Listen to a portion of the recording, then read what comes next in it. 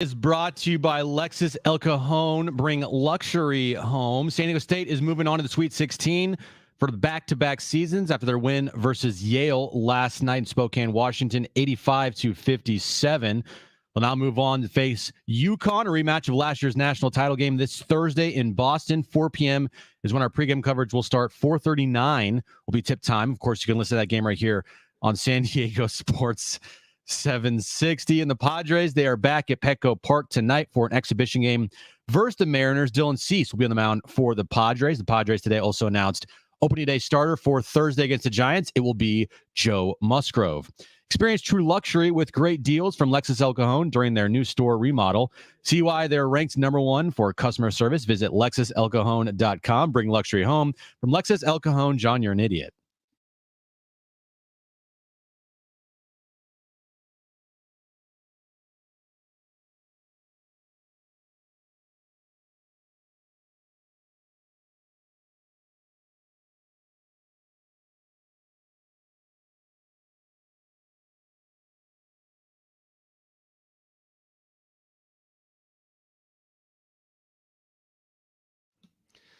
All right, San Diego and Southern California, what's going on? This is Hour 1, Jon and Jim. Don't take weeks like this for granted. If you are a San Diegan and a sports fan, like you just heard in the open, we have the Aztecs in a Sweet 16 for just the fourth time ever.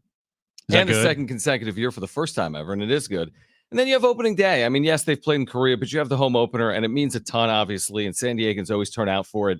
So Thursday's a massive day, but it just feels like a huge week, and obviously there's a lot to get into. I want to just start with last night and how the Aztecs have gotten here. Because, again, you can hear the Sweet 16, San Diego State and Uconn again on Thursday at 4:39. We have all the coverage all day long. We'll have opening day coverage from downtown. Then we'll have pregame coverage from TD Garden in Boston. But you can't take this stuff for granted because you don't know how hard it is. I mean, people do.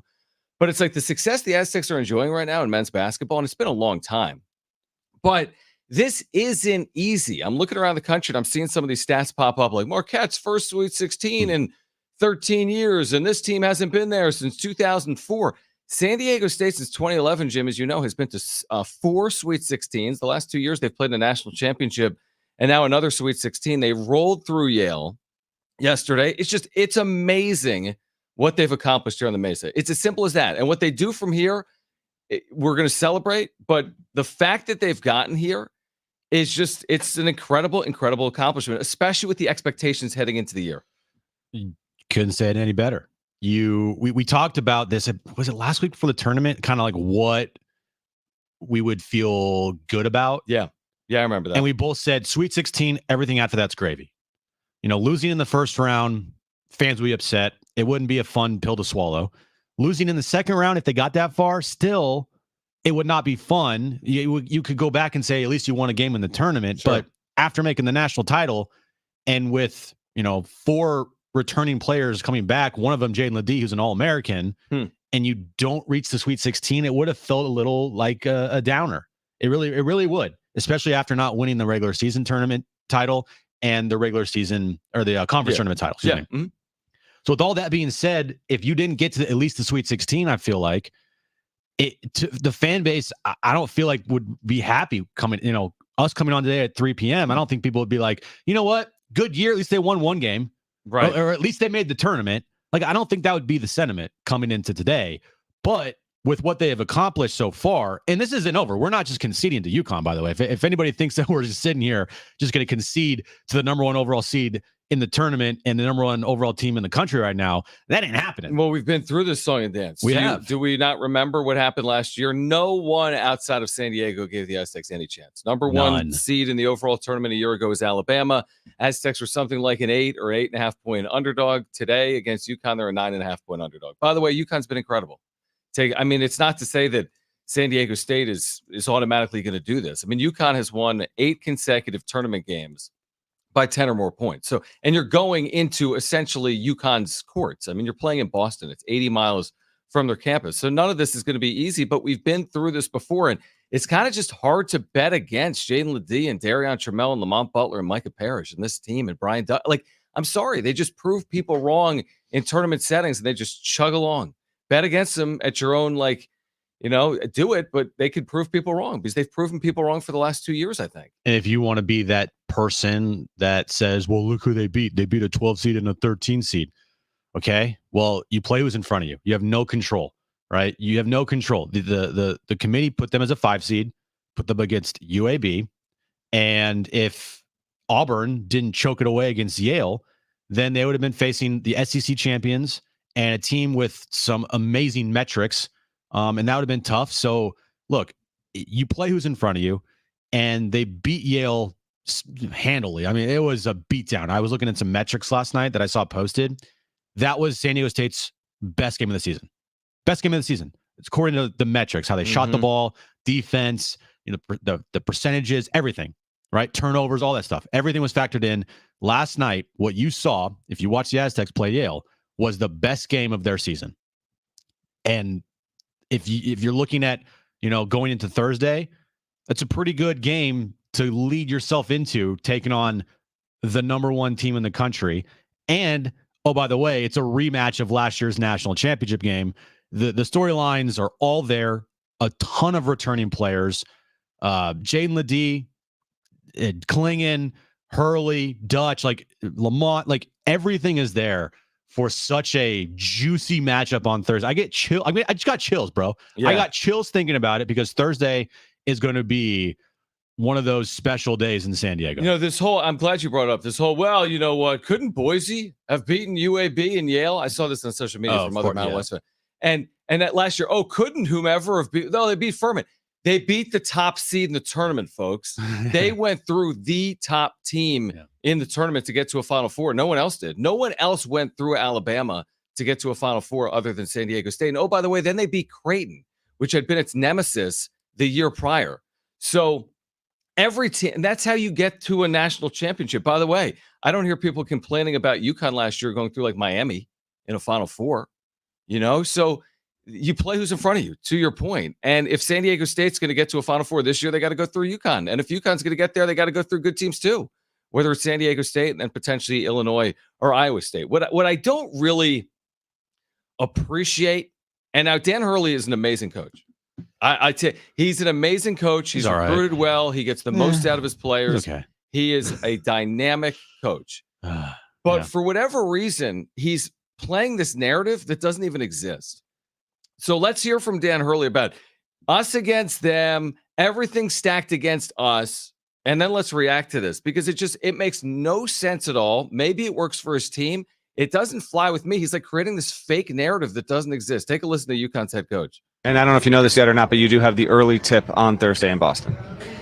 Okay, so it gives me a little bit more us against the world stuff that I could utilize because, I do think that the committee, has tried to make this as difficult as they can on us to do it. The Florida Atlantic, Northwestern, 8-9, obviously, the Auburn, San Diego State, and Illinois, and what they look like with Iowa State. We know what they. We know what they had in mind, and it just, it's more fuel on the fire. Let me say this. I know you can't see me if you're listening to me right now. I'm eye rolling so hard. Let me say this. You just took a bus to Brooklyn and played in front of all your fans. You bus back. Your game was before San Diego State. You're busing 80 miles to Boston to play in front of all your fans. San Diego State played they're not going to complain about this, but I feel like I can. They played the last game of the night. They chartered home to San Diego. They landed at 3:30 in the morning. They go Sunday, Thursday. Other programs go Saturday to Friday to play. They got to be in Boston tomorrow to get ready to take on UConn in their backyard. Yet I'm not hearing Brian Dutcher and his staff complain about that, but I'm hearing Dan Hurley complain about playing at 7:39 Eastern in Boston. Like that's some slight against his program. Like save it. Honestly, and again, if it works for his team, great. Maybe that's what they need to be motivated. But that to me, I don't understand the point he's trying to prove. Why can't you just say, let me get my team ready for San Diego State? There's, FAU and Northwestern. Yeah, it's called teams. San Diego State, Auburn. Yeah, that's how the bracket works, right? You got to go through teams to win a national championship. Yeah. He is easily now my most disliked coach in college basketball. Easily. Yeah. No questions asked. He's just comes off as a very you just roll your eyes like, bro, stop trying to make up these false narratives. You know, I already didn't like him because of his brother. both the Hurleys are just so annoying and so cringe. But hey, you know what?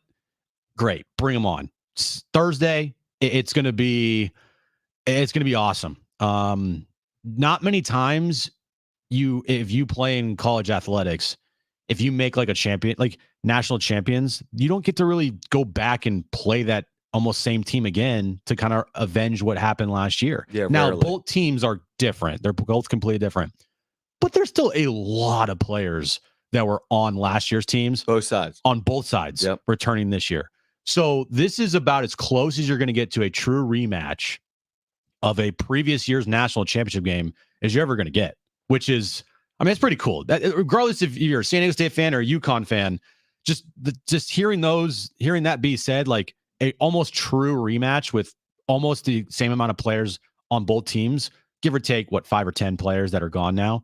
Right. I mean, they're different teams. They're different teams. There's a lot but of there's players that play in the national yeah, championship. that's pretty cool, man. Yeah, I mean, how many chances in life do you get like at a second crack at something? Right. Like if you're San Diego State, I think here's what I would say from San Diego State's perspective. I will be very surprised if you don't see the Aztecs play loose and free and taking big swings, so to speak. I think they will absolutely play to their ability. I really do believe that. I think you're going to see a really quality San Diego State. You know they're going to be well prepared. I know that. And they're fearless. Lamont Butler has played in like 12 NCAA tournament games. I mean, these guys have played in as many games as Uconn. The only two teams to play in this many tournament games, obviously, the last 2 years are San Diego State and Uconn. You think Darian Trammell's scared of anything after what he did last year against Creighton and Louisville, or Lamont Butler who hit the shot, or Jaden Ledee, who Miles Bird told me post-game yesterday, we saw he was listed as a third-team All-American. We think he's a first-team All-American. How could you argue that? He scored 58 points the last 2 days. So I say bring it on. If UConn's better, they're better. Everyone can live with it. Mm-hmm. But San Diego State's not going in scared. I promise you that. They're just not. No, no way are they going in scared. And yeah, the whole Jaden Ledee's one, third-team All-American, and two, and not the player of the year in the Mountain West Conference voted by the coaches. It's funny because if you watch the tournament, like every game, and who's been more impressive than him? And you told me, all right, give me 5 players in the tournament that have been like the most impressive. Jalen Ledee is one of those 5 players. Yeah, easily. Yeah, he's probably like top 2 or 3. Yeah, you're like, whoa, that guy. Yeah. And then if I told you, oh, by the way, he didn't win his conference player of the year, and he was only a third-team All-American, you'd be like, excuse me. I mean, he played out of his mind last night, hitting those 2 threes early on, and he's then hit 3 threes in the tournament. I think Lamont Butler has been fantastic for the first 2 games of the tournament. Darian Trammell. Best game of the year last night. I thought Miles Bird played extremely well last night. Elijah Saunders played well, hit a couple threes, that big dunk. Like you can just bottle up whatever happened last night and bring it to you to Boston and do it again in Boston. You're going to have a chance. Thursday at 4:39, pregame coverage really beginning throughout the course of the day. So join us on San Diego Sports 760. Ted Leitner's on the call. Mark Ziegler, by the way, will join us in the 4 o'clock hour. More on San Diego State getting here and taking on Connecticut for the second consecutive year. We have the latest on Shohei Ohtani coming up at 3:30. He has spoken with the media. We also are days away from the Padres home opener. Now, we haven't really been on the air. We've been on the wrap-up show. But, I would say this. I thought the Padres, considering everything, what they did in Korea to me, I would say it really impressed me. Mm-hmm. Both of the games. It didn't work out perfectly in game 1. They had the situation with Jake Cronenworth's glove, which was crazy. But I thought they actually played a very good baseball game. I really did think they played a good baseball game. And then the second day, how could you not be impressed? They really impressed on offense, scoring 15 runs against the Dodgers, getting to Yamamoto. It is only 2 games, and nobody was going to make any broad conclusions one way or the other. And it's a split, but it's at least encouraging. I was encouraged based on what I saw, and I'm now encouraged going into Thursday against the Giants at home. I really am. I said it Thursday morning. Okay. All the days last week were all messed up because we did those watch parties. But we also were up at 3 a.m. Yep. Because we're on our YouTube channel on the wrap-up show. I'd forgotten about that. And then you ditched me for the second one. I'd like Pat. If I would have left my camera on, dude, I would have woken up 8 hours. I wouldn't have moved for 8 hours. It was. I understand. Trust me, because after that game on How Thursday, long was that game? The last game, the 15-11 game was how many? Was it 4 hours? I got into my bed. It had to be 7 at like 7:45. I mean, I bailed at 4. I know. I don't know how I made it through that I game. have no idea you made it through. But after that game, watching every single pitch of the 2 games in Korea at 3 a.m. on Wednesday and Thursday morning, Amazing. you take away that ball just going through Jake's glove, just literally just right through the glove, they outplayed the Dodgers. Yeah, I agree with that for those 2 games. Yeah. It was a 2-2 game when the ball went through his glove, and you can't assume a double play. I understand that. But the entire series, to me, I thought they outplayed the Dodgers. And it's 2 games. It's one series, and it's in Korea, so be it. But and Ohtani's like being investigated for gambling on baseball during the series. I did not bet on baseball. Okay. Is that what he said? Yeah, he said that. I don't know if he said that. We'll hear from him coming up next. But will we hear from him or his interpreter? He didn't speak. He spoke. He spoke, and then his new interpreter interpreted what. But Ohtani he spoke said. in Japanese. Correct. Okay. Yes. Okay. I thought, like you said, I agree with you. It was very encouraging coming out of Korea. I thought that their approach to plate was just way better than it was all last year, it felt like. There was parts of the second game where the Dodgers are making their comeback, and you're like, well, here we go again. And then they score late in the game, which they could not do. They scored early in the game, which they could not do last year. I just thought overall, if you're a Padres fan, like you said, you got to feel very encouraged coming out of Korea. And I feel very encouraged going into the season, to be honest with you. 26 combined runs in a whopping 3 hours and 42 minutes. That's actually not bad. That's not bad at all. Now, what was interesting to me, I don't know if you saw this article. I know Kevin was just on with Darren. If you missed that, sportssd.com, iHeartRadio app. There was an article that Kevin wrote about how the Padres are approaching situational hitting and hitting in general heading into the year, and how they're going to have an approach for situations, hence the name situational hitting. And you know what I thought about when I read this article? And I thought it was well written, and I think the idea of it makes a lot of sense. I thought to myself this: why didn't they have an approach previously for hitting situationally? Like, what is transpiring over the course of time where you go into the season saying, hey, we need to have a better approach at the plate? Like, this is fundamental to the sport, especially at the major league level. It is so important to move runners, concept. Get guys in from third, hit and run. Yeah, like what a concept. So again, a lot of the things we've heard, Jim, in February and March have to be executed on, right? What we heard about Jackson Merrill, we need to see on field. What we hear about situational hitting, we need to see. What we've heard about this rotation or this bullpen needs to play out. I like what I've heard. I like what I saw. And one thing I would say about this Korea series that we said before the series, I do think it's advantageous for a team that had clubhouse issues to spend like 2 weeks together. They go to Korea. They come home for a celebration of life. For Peter Seidler, they have spent some real quality time together. That I'm not saying that's the reason they're going to win 89 games. I don't know. But I'm saying if I had to bet one way or the other, a reason that it would bring a team together or tear it apart, I would lean towards it could bring a team together, which over 162 could have value. I don't think it's the end all be all. But last year, it didn't feel as if they were cohesive. Maybe this helps get them there. This team, I think you would agree, talent-wise, just talent-wise, on paper, right, is not better talent-wise than last year's team. No, I don't think it is. No, I just don't think I don't think it is either. But like you said, it's a very good point. And we make fun of the vibes, right? Like vibes. It's less about that. It is less about that, but it also kind of is about that. Because the amount of time that this team has spent, like you said, together in Korea, that has to be something. It has to count for something to go into a season. And you kind of felt it in their first 2 games, like things were a little different. Mm-hmm. We'll see what happens starting on Thursday, going into the first month of the year. I think they have to get out to a good start. And I still am saying this team's going to win it. I say 86 wins. That's my number. I'm going with it. It'd be nice if they won more than that, but I think 86 gets you in, and that's I think a good number to stick at.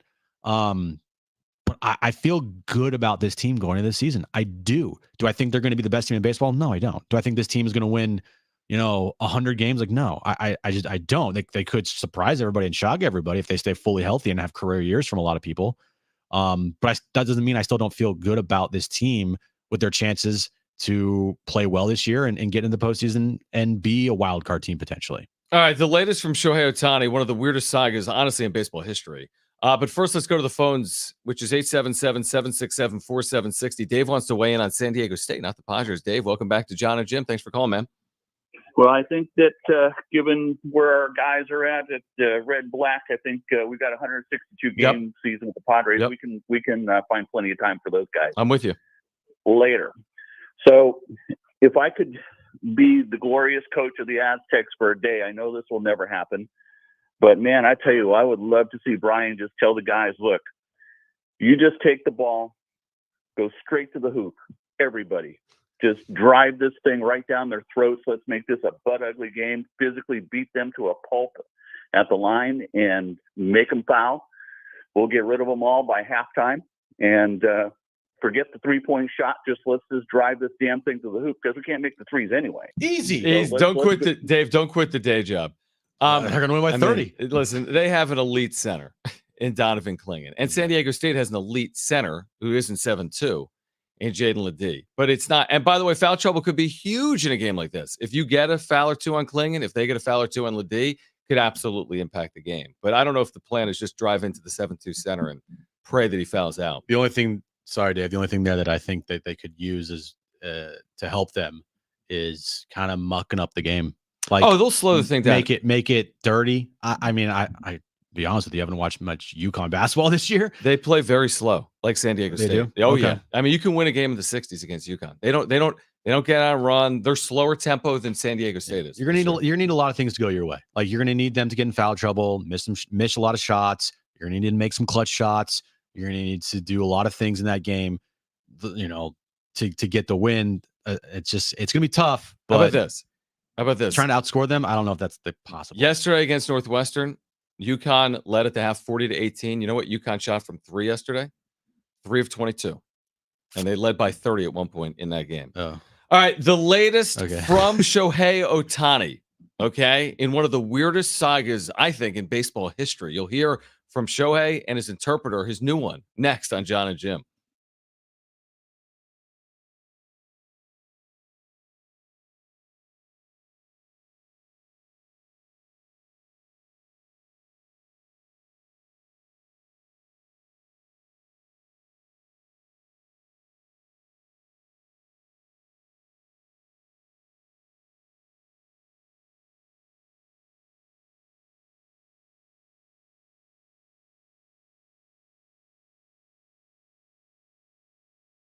All right, if you're looking for the perfect place to watch all the college basketball action this March, check out Novo Brazil Brewing, including their brand new spot in Mission Valley. Novo Brazil Brewing, I've told you about it for months.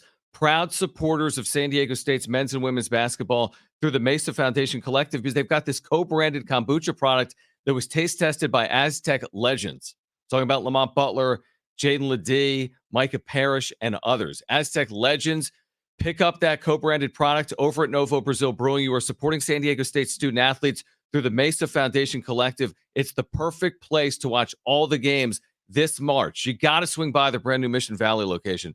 You have to see what they're doing, by the way, for these games in Mission Valley. It's incredible, like an immersive experience for those watching games in all of their locations, including Mission Valley. It's a 350-seat restaurant, full bar menu, 60 taps of Novo Brazil beer. They have amazing kombucha, including the Aztec Raspberry Kombucha.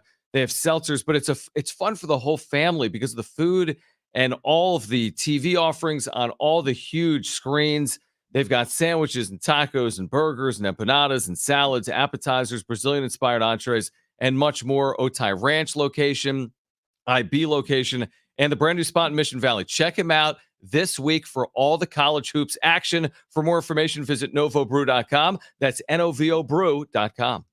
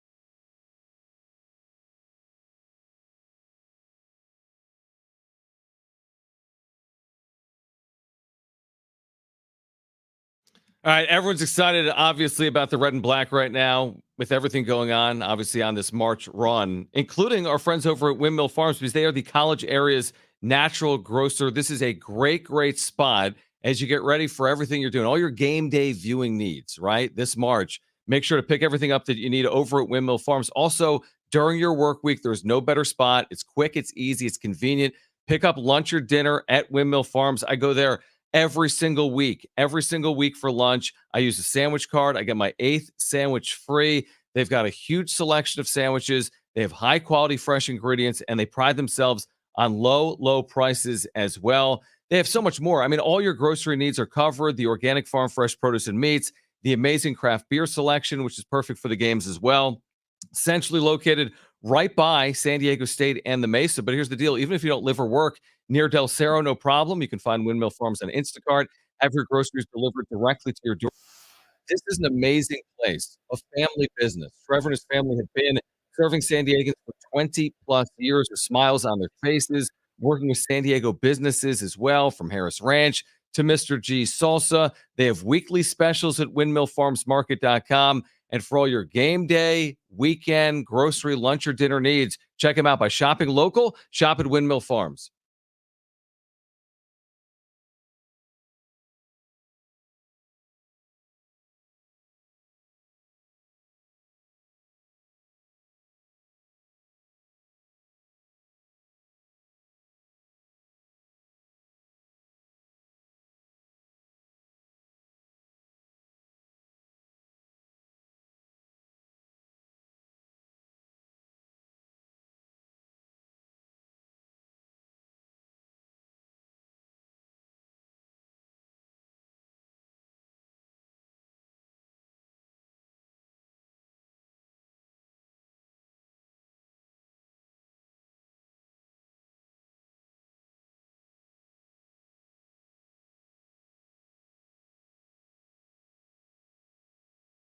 This update is brought to you by Lexus El Cajon. Bring luxury home. San Diego State beat Yale last night, 85-57. They're moving on to the Sweet 16 for the second straight year. They'll be taking on Uconn in a rematch of last year's national title game this Thursday in Boston. 4 p.m. is when our pregame coverage starts. 4:39 tip time. You can listen to that game right here on San Diego Sports 760. And the Padres, they are back in action tonight, but for an exhibition game versus the Mariners. Dylan Cease was on the mound for the Padres. I said Joe Musgrove was going to start Thursday. It's actually Yu Darvish. It's now Yu Darvish. Yeah. Yu Darvish is going to start Thursday. Joe Musgrove will start Friday. Interesting, because didn't Musgrove just comment about pitching on opening day? He did. And then it will be followed by Dylan Cease and Michael King over the weekend.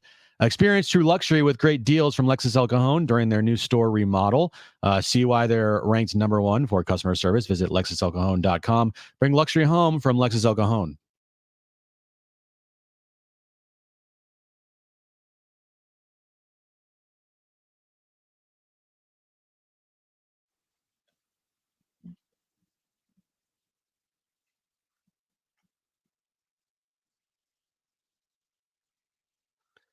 So the Aztecs came home last night from Spokane, obviously, because I was with them. I'm here.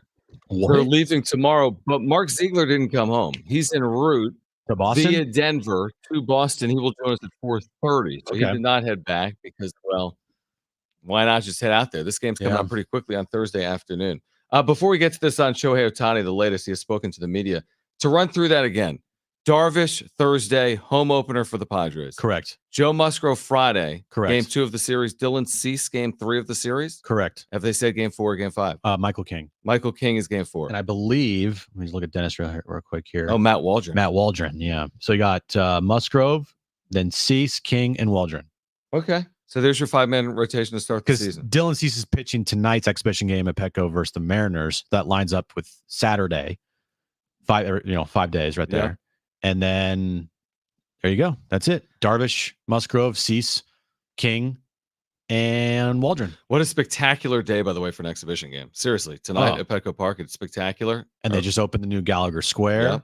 It looks fantastic. The It new does. turf. It looks They got a whole playground and everything in there. dude, they have everything. Like Dude, it's gonna this be is great. I Jones's can't like wait to go there. favorite place to It's be. gonna be my favorite place It'll be my favorite place too. on that jungle gym all I want season to long. go. I want to go down the slide. Who doesn't? Okay, so Shohei Ohtani. I mean, that's all I really want to say. I honestly, I am Shohei Ohtani, that's it. I am fascinated, Dude. by Major League Baseball's investigation here. We're just going to go on with the season like, oh, everything's okay. We have one of the most unique circumstances that has played out, in my opinion, in the history of baseball. The fact that this translator was fired in Korea for working with a bookmaker and Shohei Ohtani wiring funds. I mean, do we even understand what we're talking about? The sport of baseball? You're talking about arguably one of the biggest names over the last 50 years in the sport, wiring money to a bookie. And we're just going to go on about it, and we're going to play through this while Major League Baseball is investigating. I mean, this is one of the most fascinating stories in recent baseball history. There are so many red flags here. A zillion. First red flag of just today. No questions. No questions asked. Exactly. That's all you need to know. Yeah, When you do a press conference about something like this, where your name is attached to a potential gambling scandal with illegal bookies, and you have wiring funds and millions of dollars and lies, millions, and fraud and stealing money, and you are going to take no questions. That's a red flag. And then last week, the red flags of his interpreter Ipe changing his story. Yeah, that's never a good look. And then all of a sudden, out of nowhere, Ohtani is blaming him for stealing money. Dude, you guys have known each other. You're best friends. Stop. You were smiling in the dugout 5 days ago, and you knew nothing. You wouldn't tell us your dog's name. You don't check your Wells Fargo. I don't know if he actually ever bet, and I'm not going to accuse him of betting, but what I will say is that he is involved. I feel like that is something that is it feels pretty clear. He may not have at this known point. what he was involved with, but negligence doesn't cover you. You can't say, I didn't know. Stop it. Okay, so let's just hear from Shohei. And what do you have to say about whether he ever bet on sports, right? Yeah, there's two clips here. One of them, I don't know which one you have first, Brent. This is Shohei on Did He Bet? They're whatever order they are. Yeah, this is Shohei with his translator. Did he ever bet? I cut the translator out because I was 60 So we're only seconds hearing of the Japanese? No, we're only hearing the translator. Yes, we're only good. going to play the Japanese. I was going to say, song. well, you said you cut the translator out. I'm like, well, I don't want to hear just from Shohei. He cut out Shohei speaking. Okay, let's hear the translator. Just to kind of just go over the result. In conclusion, Ipe has been stealing money from my account and has told lies. Okay, that was right to the point. Stealing money and telling lies. Yeah, but what lies? Right. Are they all lies? And see, one of the first questions would be Shohei, there were actual bank statements with money transfers to the bookmaker with your name on it. Two of them for $500,000. If you are saying that you never sent money to this bookmaker, never transferred money, had no clue what was going on with Ipe, then why are two money transfers of $500,000 in your name going to this bookmaker? Okay, let's hear more from Shohei Ohtani's new translator, since Ipe's been fired, right. On whether he's ever bet on any sport, including baseball. So I never bet on baseball or any other sports, or never have asked somebody to do it on my behalf. And I have never went through a bookmaker to bet on sports. I mean, this could be so massive. Once you say that, if there is any evidence to the contrary, how do you get out of that? And this was, by the way, a 12-minute prepared speech from Shohei in front of hundreds of... It was 12 minutes? 12 minutes. With translation? With translation. Whoa. And those were kind of the big, wow. Ipe stole from me. I had no clue about it. I never bet from this bookie. And I never bet on baseball. It's fine. I think there are ways that players can do betting, right? But they can't do it through a illegal bookmaker on... I mean, Jim, you've been in the clubhouse a lot. You used to work for the Padres radio network. You know, when you walk into the clubhouse, there's the huge thing in baseball clubhouses in huge red print in multiple languages, including Japanese, talking about betting, specific in the sport. What I meant is hey, guy crossed me. I bet you $1,000 that Sure. like I mean, those Tommy types of Pham things. can punch someone over playing fantasy football. Yeah, they can play fantasy football for a couple grand each, and that's considered, I guess, quote unquote betting. But as far as what this whole saga's through an illegal bookmaker in California for millions of dollars from Shohei Ohtani's like best friend and translator, and money transfers with Ohtani's name on it to this bookmaker. It's very fishy. When it's baseball, it's 1,000 times worse. Okay, you have Pete Rose with the history of baseball and betting. Yeah. So here's the other thing with Tatis. Guess what? If Tatis was an offensive lineman and took steroids or didn't say truthful statements about it, no one would care. It would have been a story for like 20 minutes. Right. He would get suspended. But it's baseball and its history with steroids, and it's baseball and its history with betting. 1919, Pete Rose. Mm-hmm. You can't walk that path. Like that's an unwalkable path. Yeah. There's this whole thing. It's not about really did Shohei bet on anything.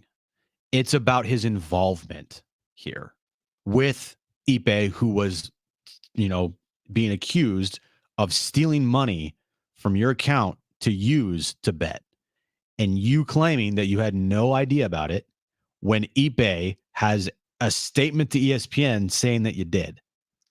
They did everything together. That's their own words. They spend every day of the off. They say they spent like 365 days a year together previously. Yep. And yet he didn't know this. Then Ipe is one of the great manipulators and liars and stealers ever. Maybe he is. Maybe that's who he is. Or maybe there's more to this story that needs to be uncovered. There's more to this story, I feel like, and I don't think this is going away. Neither do I. And honestly, this like perception's reality. I talk about that all the time. Even if it turns out to be false, this will follow Shohei for a long time, maybe for the rest of his career. I think this follows Ohtani longer than steroids follow Tatis. I feel like the steroid story hasn't really followed Tatis. I mean, let's face it, Shohei's a bigger star than Fernando. That's the thing. He was like untouchable. He was like the top, and now Tatis was a little bit in that space. And this whole story, and I'm going to break. This whole story just makes him sound stupid. Like it's like, how did you let this much money get stolen from your account without you knowing about it? But he controls everything. He went to his agent and said, here's my plan for my $700 million contract, but I don't even know who's using my Wells Fargo account. Yeah, it makes it look stupid. Yeah, but he's Mr. Deferral. Right. He came up with this grand scheme.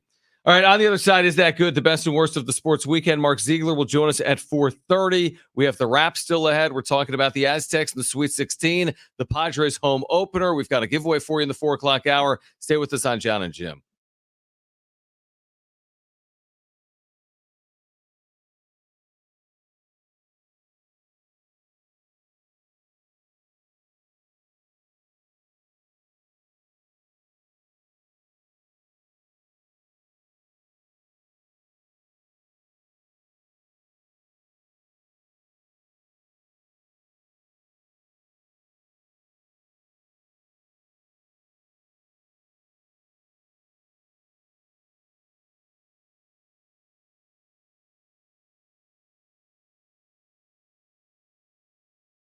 So I just spent the last 5 days on the road, obviously for the NCAA tournament. You know what I brought with me? 6 packs of Almond RX because I knew I was going to be on the go, on a plane, on buses, heading to and from arenas. And it is the perfect snack to curb hunger. It eliminates the vending machine from your day. It gives you your daily dose of vitamin D as well. And everyone loves a healthy snack for their family. It's healthy. It's tasty. It curbs hunger for hours. Look no further than Almond RX, the first and only skinless almond. That's important. It's skinless, fortified with vitamin D, founded by a San Diego sports medicine physician. Almond RX has a powerhouse of nutrients and antioxidants supporting your heart health, cellular health, gut health, other healthy benefits as well. You can find Almond RX right here in San Diego County at any Foodland, at Harvest Ranch at Encinitas, also at almondrx.com. In fact, if you go to almondrx.com, that's ALMONDRX.com, you will get free shipping on all orders of $25 or more. You heard me right. Free shipping on all orders of $25 or more. You can take it from me. It's tasty. It curbs hunger. My son loves them. It's perfect for the on-the-go lifestyle. Check him out. Free shipping on orders over $25 at almondrx.com.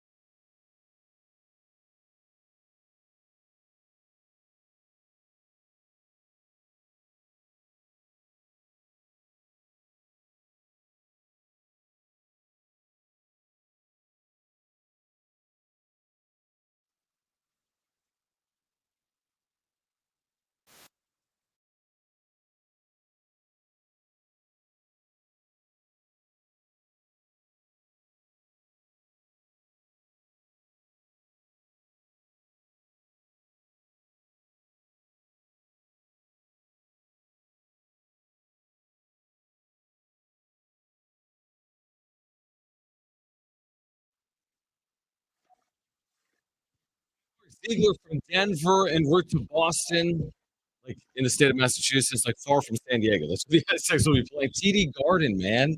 Home of the Celtics, the same parquet floor, which they don't use in the NCAA tournament. I mean, shoot, the Celtics. I mean, it's Boston. You know? Yes, John. Boston? It's Boston. Yeah. Yes. You're playing in Boston. Yeah. Boston. Boston. Boston. On opening day. Boston. Now, the Red Sox are away. Okay. I think they're in Seattle. Do they play at Fenway? The Red Sox, that is their home field. That's No, correct. I meant like No, this game will be at TD Garden. Oh, so why does it matter? Why does it matter that they're not home? Right. I'm saying if they were home, would be cool. If you had the Red Sox at home at the same time, I'd probably hit up a game. No, you wouldn't. Yeah, definitely. Okay. I mean, if there was an off day, I mean, sure, it might be like $300 to get in. Well, opening Maybe day more. starts on Thursday, John.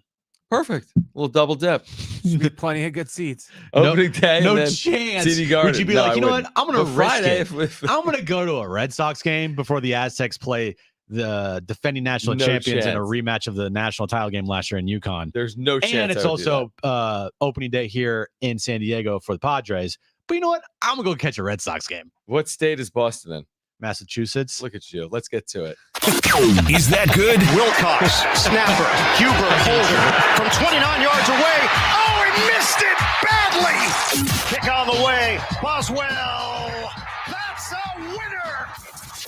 The good and bad from the sports weekend.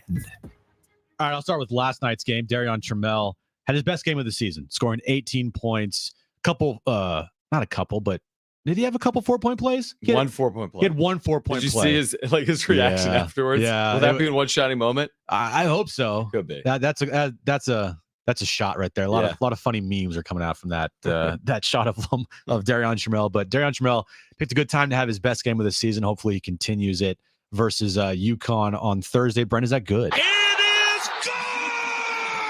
I'm going to follow you in the Aztec theme. All of my is that good is related to San Diego State. Jaden Ledee followed up a 32-point performance with 26 points against Yale. He did not play 30 minutes in the game. He scored 26 points. He did not play 30 minutes in the game. He has scored 58 points in the first two Aztec NCAA tournament games this year. Is that good? It is good! He has been dominant. I'll stick with your Aztec theme. Oh, you'll raise me? And I'll raise you with another stat from this past weekend with Jaden Ledee. Okay, I'm listening. He passed Michael Cage for most field goals scored in an entire season. I didn't realize that. Over the weekend. Is that good, Brent? It is good! So I need to look at the postgame notes. I don't even think I've done that yet. Most field goals made in Aztec history in a single season. You could argue he's had a good year. You could argue. He's had a very good Even year. though he was a third-team All-American and didn't win the Mountain West Conference Player of the Year. Third-team All-American is pretty good. Pretty good. But It's I pretty digress. good. All right, San Diego State. How about this one? I'll one-up you. San Diego State has Okay. reached the Sweet 16 for a second consecutive season for the first time in program history. Is that good? It is good!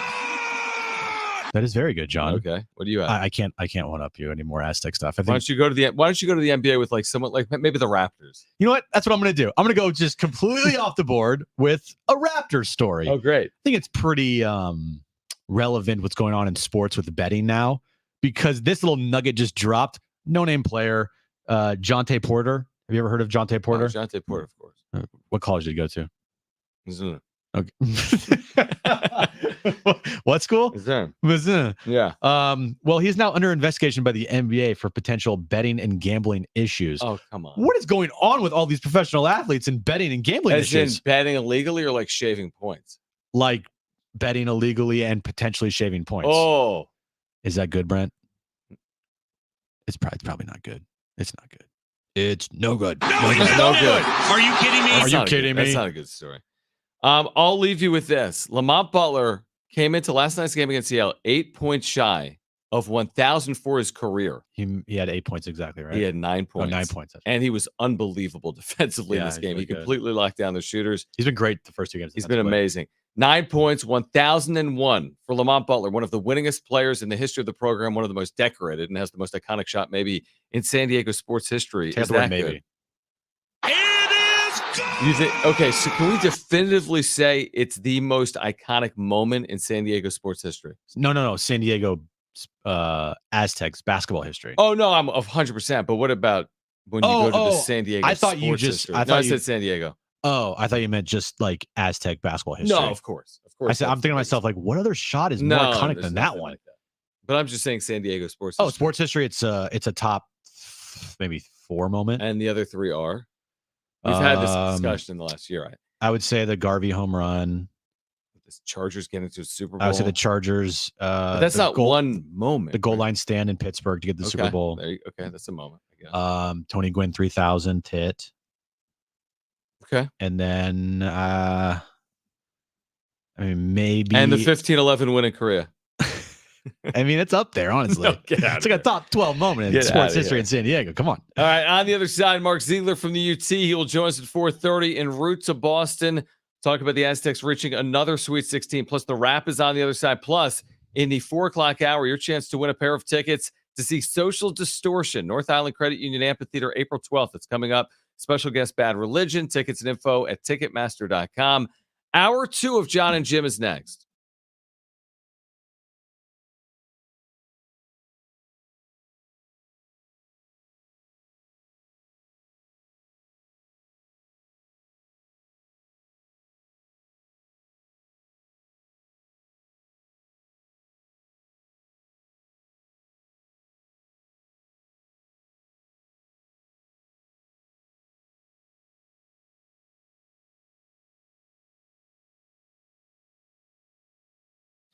So I'm heading back to the road tomorrow with San Diego State en route to the East Regional. And before I depart, I'm heading over to Windmill Farms, the college area's natural grocer, because it's so convenient and easy and affordable. And it's a great spot. And I'm going to pick up food for the trip over there. And I've been telling you about lunch and dinner options. It's so easy and convenient for San Diegans. It really is. You're looking for a quick lunch. And again, you use the deli, pick up a sandwich card. Your 8th sandwich is free. You got to see the deli. Huge selection. High quality ingredients, fresh, low prices. They pride themselves so much on those prices, but it's so much more than that. It's family owned, family run. Trevor and his family, they've been in the grocery business for decades with their amazing selection of groceries and foods, the craft beer, the produce and meats, the deli, the sandwiches, the dinners, whatever it is, they have you covered. They have weekly specials at windmillfarmsmarket.com. You can find great offers on fresh fruits and vegetables, chicken, beef, whatever it is. In addition to that, of course, if you don't live or work near the college area, you can find Windmill Farms on Instacart and have your groceries delivered directly to your doorstep. They support local businesses. And it's a great place. You just it's so easy to get in and out of. It's convenient. It's not one of these huge stores. It's easy to get in and out of. And again, they've been serving San Diegans for 20 plus years. Swing by as you get ready for your game day and tailgating needs this week, your weekend needs, your grocery needs. And a reminder to shop local, shop at Windmill Farms.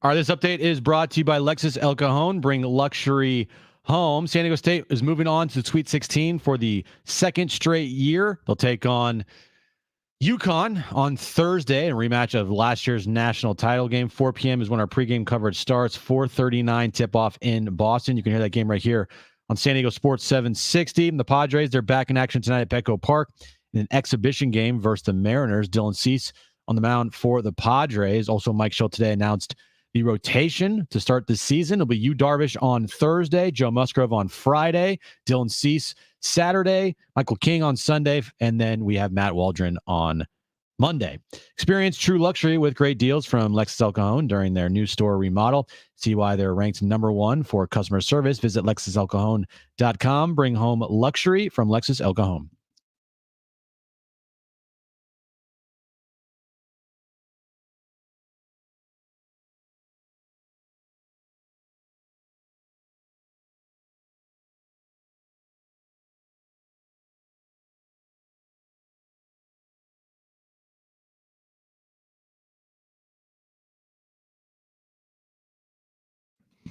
All right, San Diego and Southern California, what's going on? Hour 2, Jon and Jim. Mark Ziegler, of course, covers the Aztecs men's basketball beat. He is en route to Boston. He will join us from the Denver airport coming up in 30 minutes. We'll talk to Mark about San Diego State's run to this point, what's ahead against the University of Connecticut Thursday at 4:39 Pacific. You can hear that game right here on San Diego Sports 760. Also, this hour, your chance to win a pair of tickets to see Social Distortion, North Island Credit Union Amphitheater. This is April 12th. With special guest Bad Religion. Tickets and info at Ticketmaster.com. Now, we said this earlier, real quick. It is kind of like the Yogi Berra deja vu all over again to this point. You get a mid-major in your first game. It's back and forth like last year. You win. Last year, Charleston. This year, UAB. Very close. Very game. Similar. Yeah. Could have gone either way in the final minutes. 100%. Then you get the upset-minded Cinderella. Furman a year ago. This year, Yale. I mean, Yale's win was amazing. I sat there for the whole thing. I know you did. They played like, I mean, Auburn was top 10 metrically in offense and defense. Like, they beat a really good team. And they did lose Chad Baker-Mazara. Which is a huge loss. He was a starter for them. Huge loss. But hey, how about you not, like, I don't know, elbow a dude in the stomach in front of the referee? 3 minutes into the game. Like, what are we doing? So he was out for like 37 minutes. So he deserved to get thrown out, by the way. Yeah, but same result. Furman, runaway win, right? Like you knew the result after the first half. Dude, I think they led by 20. Easy win. And then this one, they led by 24 at the end of the first half. So you knew that they were in good shape. At one point, they had a 31-point lead. It was incredible. You're like, okay, wow. Like zero stress. This was one of the few games this season in a high pressure like situation where you could just sit back and go, okay. And then into the top overall seed in the event. Well, not according to Dan Hurley. What do you mean? Well, it's Uconn versus the world, John. I know, but they're the top seeded team. The selection committee said it. If it was up to Dan Hurley, they wouldn't be. They wouldn't be. They'd be like a 9 seed because that's how he views this team. True, but I mean, think about that. They lost 3 games all year. Close win over a mid-major to a big win over a Cinderella to then facing the top seed in the event. Now we'll see what happens from this point forward. But also, you had to go into someone's backyard. Last year, Louisville for Alabama. This year, Boston for UConn. It's just interesting the similarities between the 2 years. It's closer to Boston from UConn than Louisville. It's about Mr. Geography. It's like, I looked it up. It's about Did you? 6.5 hour drive. Okay. From Alabama to Louisville, where they played at the Yum Yum Center, the Yum Center KFC last Yum year, Center. KFC Yum Center, and then it's only like a 2.5 hour drive from the University of Connecticut to Boston. Correct. So yeah, a little shorter. Yeah, and their fans That's are too far though.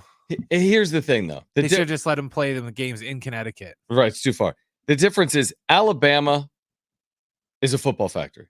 They've never made a Final Four in the history of their basketball program. They had a nice crowd in Louisville. Yeah, but it's not what San Diego State will endure, quote unquote. Brian Dutcher said this post game yesterday. We're going to go play a road game in Boston. UConn Invitational. That's what he said. Yeah, I mean, this will be, I'm assuming, in the 90% range. Yeah. And I'm not saying 90-10 to San Diego State. I'm saying 90% UConn, some Illinois fans, some Iowa State fans, some San Diego State fans. They're going to gobble up all the tickets. So what other schools are playing? Illinois has had a great year. Could threaten UConn if UConn advances, or could threaten San Diego State if San Diego State advances. Illinois and Iowa State. I would think if San Diego State is with like 5 or 6 minutes left, I'm listening. close. Mm-hmm. Oh, the other fan you're base gonna will- get the Illinois and Iowa State fans to flip and be rooting for San Diego True, State. but again, the rest of the building, the upstairs. I know. I mean, I would.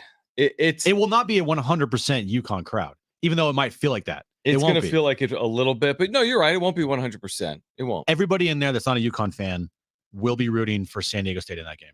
Yes, and I'll say the same thing I said a year ago in the national championship game. Have it to 5 with 5 minutes to play, which is what they did a year ago. They had it down to 5, and then it was what's the kid? What's Hawkins' first name? Jordan Hawkins hit that curl a 3 off a curling screen. They went on a 9-0 run after that. Yeah, Essex missed the front end of a 1-1. I think a 12-0 run. Whatever it was. But I'll take that same situation. You get within 5. There's 5 minutes left. You put pressure on the University of Connecticut, and you make plays down the stretch to win a close game. I would take that situation right now.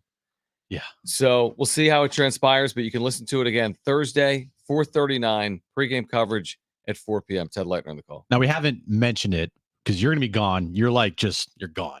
Yeah. This Thursday, we're having our special opening day watch party / broadcast. You're not here, so you don't. What are you talking about? Yeah, you don't care. At the Blind Burrow, it's a little different schedule because the Padre game's at 1. We have the Aztecs pregame at 4. Mm-hmm. We're gonna be there. Darren, Marty, me. Okay. So Darren and Marty, 10-1, and then I'll be there from 1 to 4. And while the Padres game is going on, come down and join me for a watch party. I know everyone can't go to the Padres game. They only allow 40,000 people in the stadium. So if you want to go downtown, go to the Blind Burrow, hang out with me, watch the game. It'll be a fun time. Got some special giveaways that we're going to be giving away. And that will be Thursday, leading you right up until the Aztecs pregame show at 4 p.m. with you. I think you're going to join me a little earlier than that. Yeah, I think 3. And then right into Aztecs basketball. It could not have been a more perfect sports day schedule if you are a Padres and Aztecs fan, because you got opening day at 1. You have no overlap. Once that game ends, boom, right into Aztec pregame, right into Aztecs versus Uconn. Literally, it's a perfect sports day if you're a fan of both the Padres and the Aztecs. I just tweeted this out because I got a release from the Padres. The Padres announcing that they will leave Petco Park open to ticketed fans to watch San Diego State and Uconn. Oh, love that. At 4:39. Love it. So the Padres announcing that they will leave Petco Park open to those that have tickets for opening day, which they've announced, by the way, today is sold out.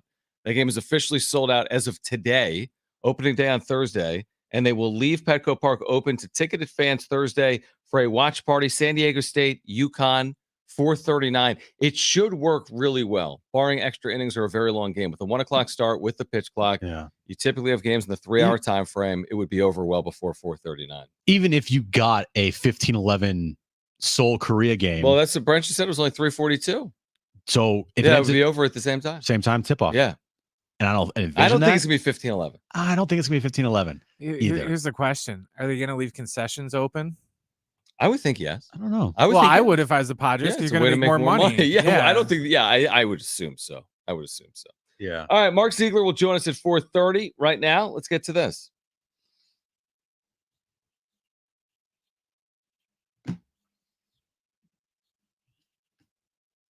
Is Thursday against Uconn a must-win game for the Aztecs?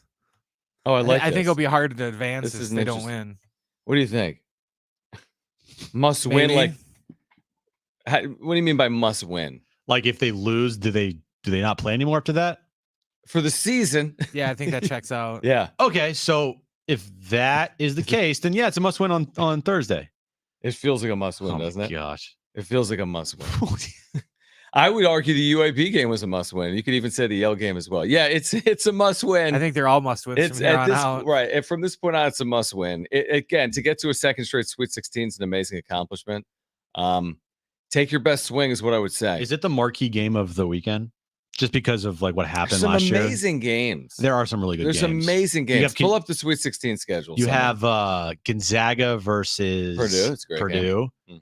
You have That's a rematch from Maui. Yep. North Carolina is in there. We got Clemson and Arizona, SDSU, Uconn, Alabama, Carolina, Illinois, Iowa State, good game. Gonzaga, Purdue, and then NC State, Marquette. We also have Duke, Houston. Oh, that's And we probably have Creighton, Tennessee. I think Duke, Houston could, that's a big one. That's a big one. Yeah, it's a really big one. I That's a think big Duke, Houston's really good. I think Gonzaga, Purdue is pretty appealing. Yeah. I would say.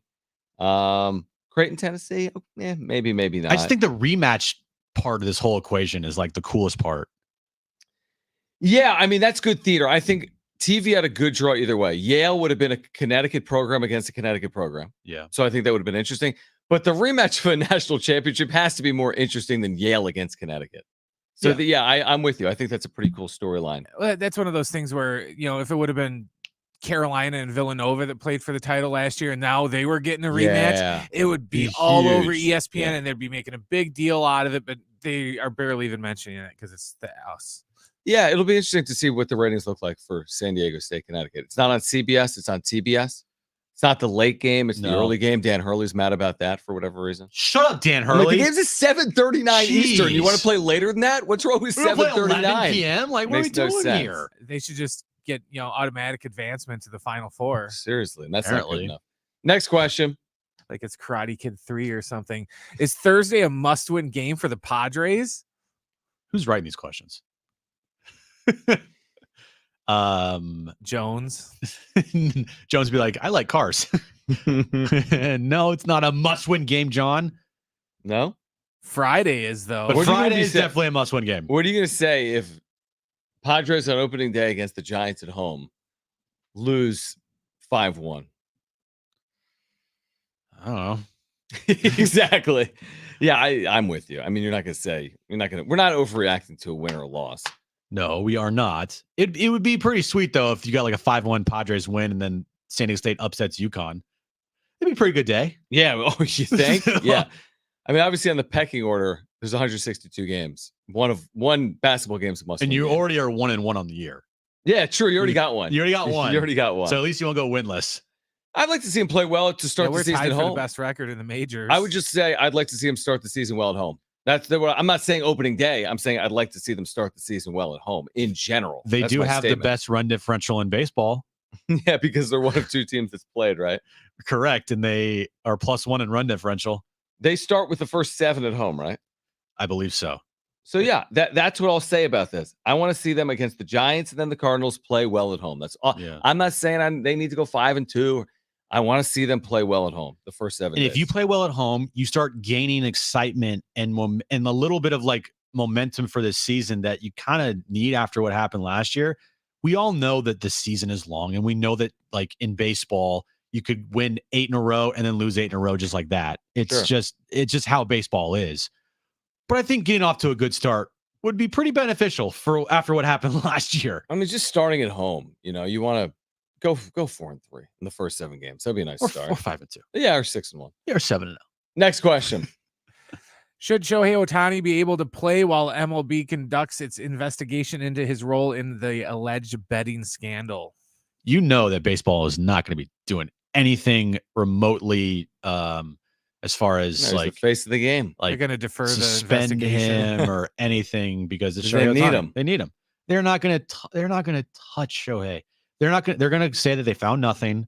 Nothing will happen to Shohei. He's going to play all these games, and it will just keep going on, even though there's still, I think, a lot there to be discovered. I'm not so certain that they're going to do, what would that be called? Like a faux investigation. Really? Because I think actual, there could be like legal issues with that. If I'm the owners in the league, I'm going to be like, no, you guys aren't doing your own investigation. We're going to conduct an outside investigation. Exactly. Yeah. And isn't this an investigation that's going to go beyond baseball?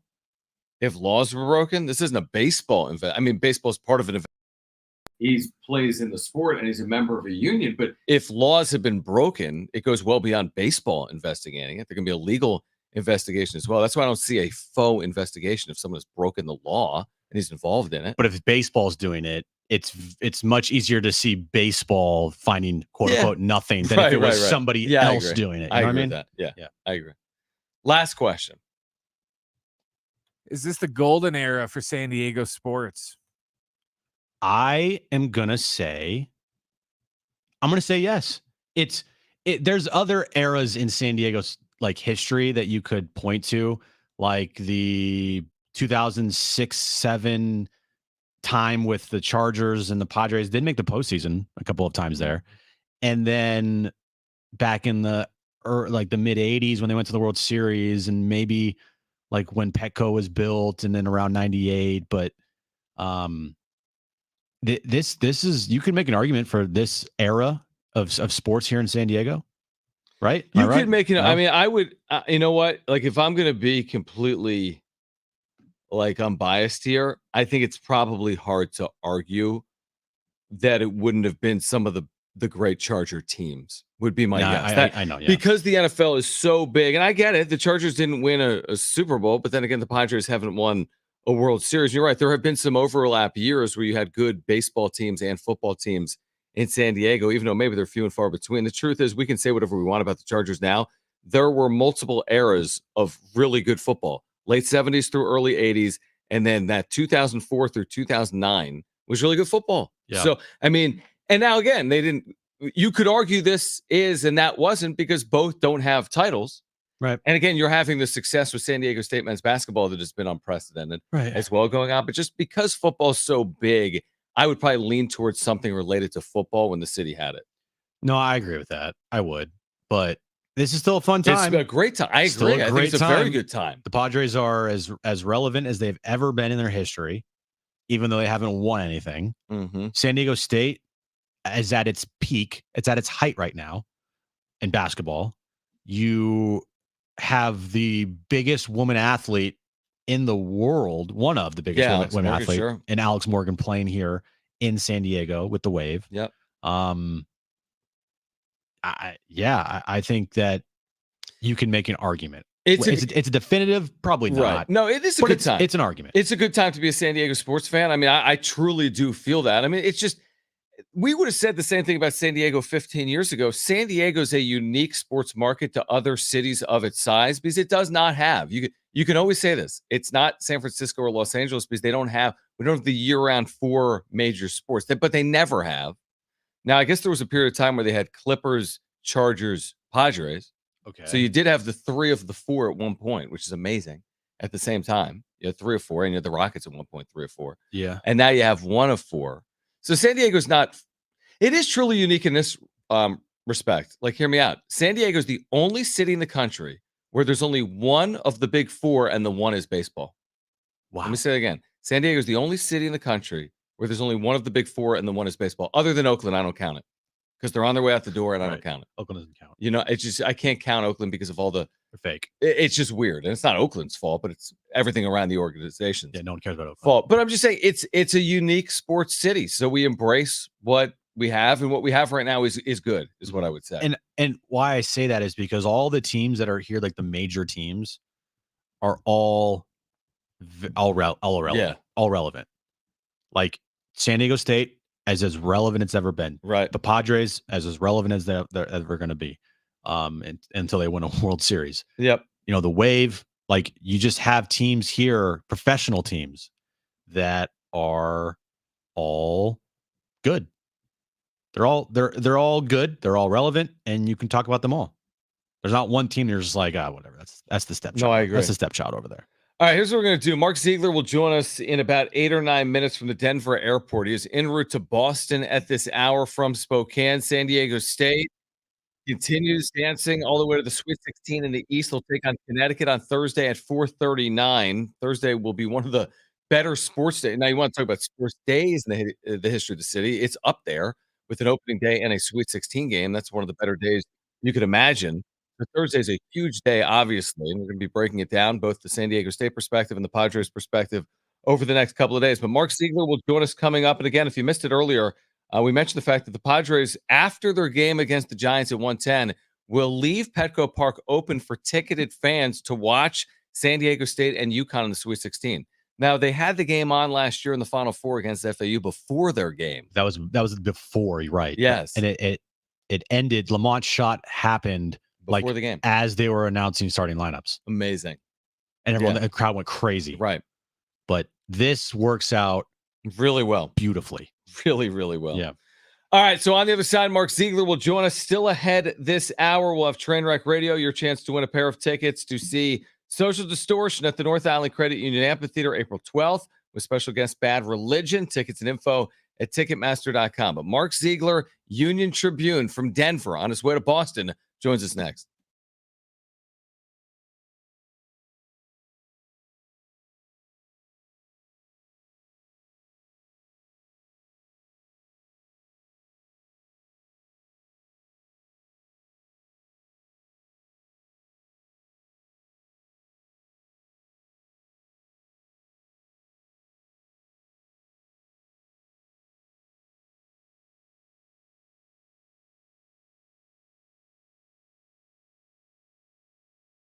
What are you doing for dinner tonight? Looking for something quick, easy, healthy, affordable? Swing by Windmill Farms in the College area. They have you covered. Windmill Farms, the College area's natural grocer, as I've been telling you for weeks and weeks and months, is the perfect spot during your work week. Everyone's on the run. Everyone's trying to pick up something that's healthy and affordable for lunch or dinner. Look no further than Windmill Farms, the College area's natural grocer.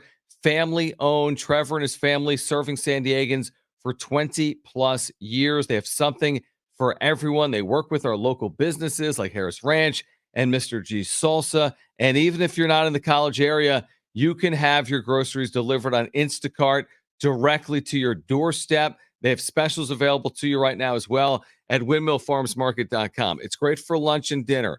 It's great for all your grocery needs. It's great for your craft beer needs. It's great for your farm fresh produce and meats. You got to swing by. Easy parking, quick in and out access. Everyone's got a smile on their face. It's family owned and operated, serving San Diegans for, again, decades at this point. Visit windmillfarmsmarket.com. You will see their weekly specials. Again, windmillfarmsmarket.com for their weekly specials. But if you're looking for dinner tonight, make sure to shop local. Shop at Windmill Farms.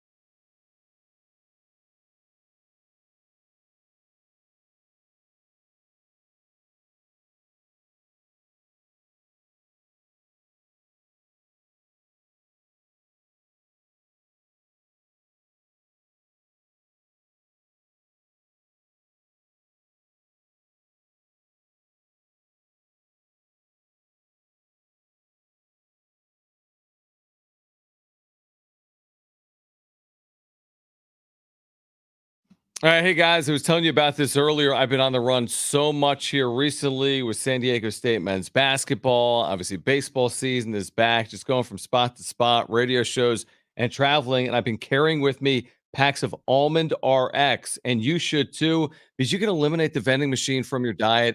And when you're snacking, you should be doing it with a healthy snack that is tasty, that helps curb hunger, and you're going to get your daily dose of vitamin D as well. Everyone wants a healthy snack for your family, so make sure to pick up Almond RX, the first and only skinless almond fortified with vitamin D, founded by a San Diego sports medicine physician, which is amazing. It's packed with nutrients and antioxidants, supporting your heart health, cellular health, gut health, and they've got other healthy benefits as well. You can find Almond RX at any Foodland in San Diego County, Harvest Ranch at Encinitas, or at almondrx.com. That's ALMOND, the letters R and X.com. In fact, if you go there right now, you're going to get free shipping on your order of $25 or more.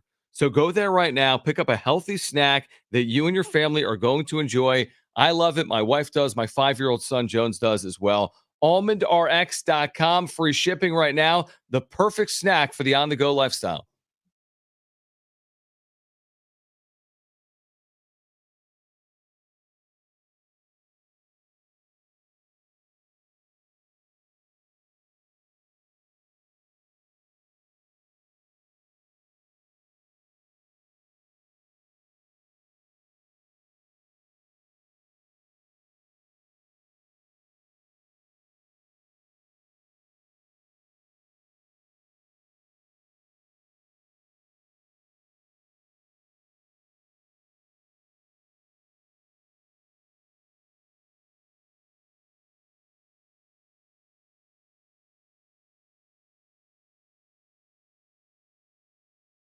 All right, this update is brought to you by Lexus El Cajon. Bring luxury home. San Diego State is back in the Sweet 16 for the second consecutive year. This time, it will be a rematch of last year's national championship game, San Diego State versus Uconn on Thursday. 4 p.m. is when our pregame coverage starts, followed by tip-off at 4:39 in Boston. Of course, you can listen to that right here on San Diego Sports 760. Padres, they're back in action tonight at Petco Park, this time for a couple exhibition games with the Mariners. Dylan Cease on the mound for the Padres, and Mike Shildt announced the rotation for the Padres to start this season. Thursday, Yu Darvish will open up, followed by Joe Musgrove, Dylan Cease, Michael King, and Matt Waldron. Experience true luxury with great deals from Lexus El Cajon during their new store remodel. See why they're ranked number one for customer service. Visit LexusElCajon.com. Bring luxury home from Lexus El Cajon.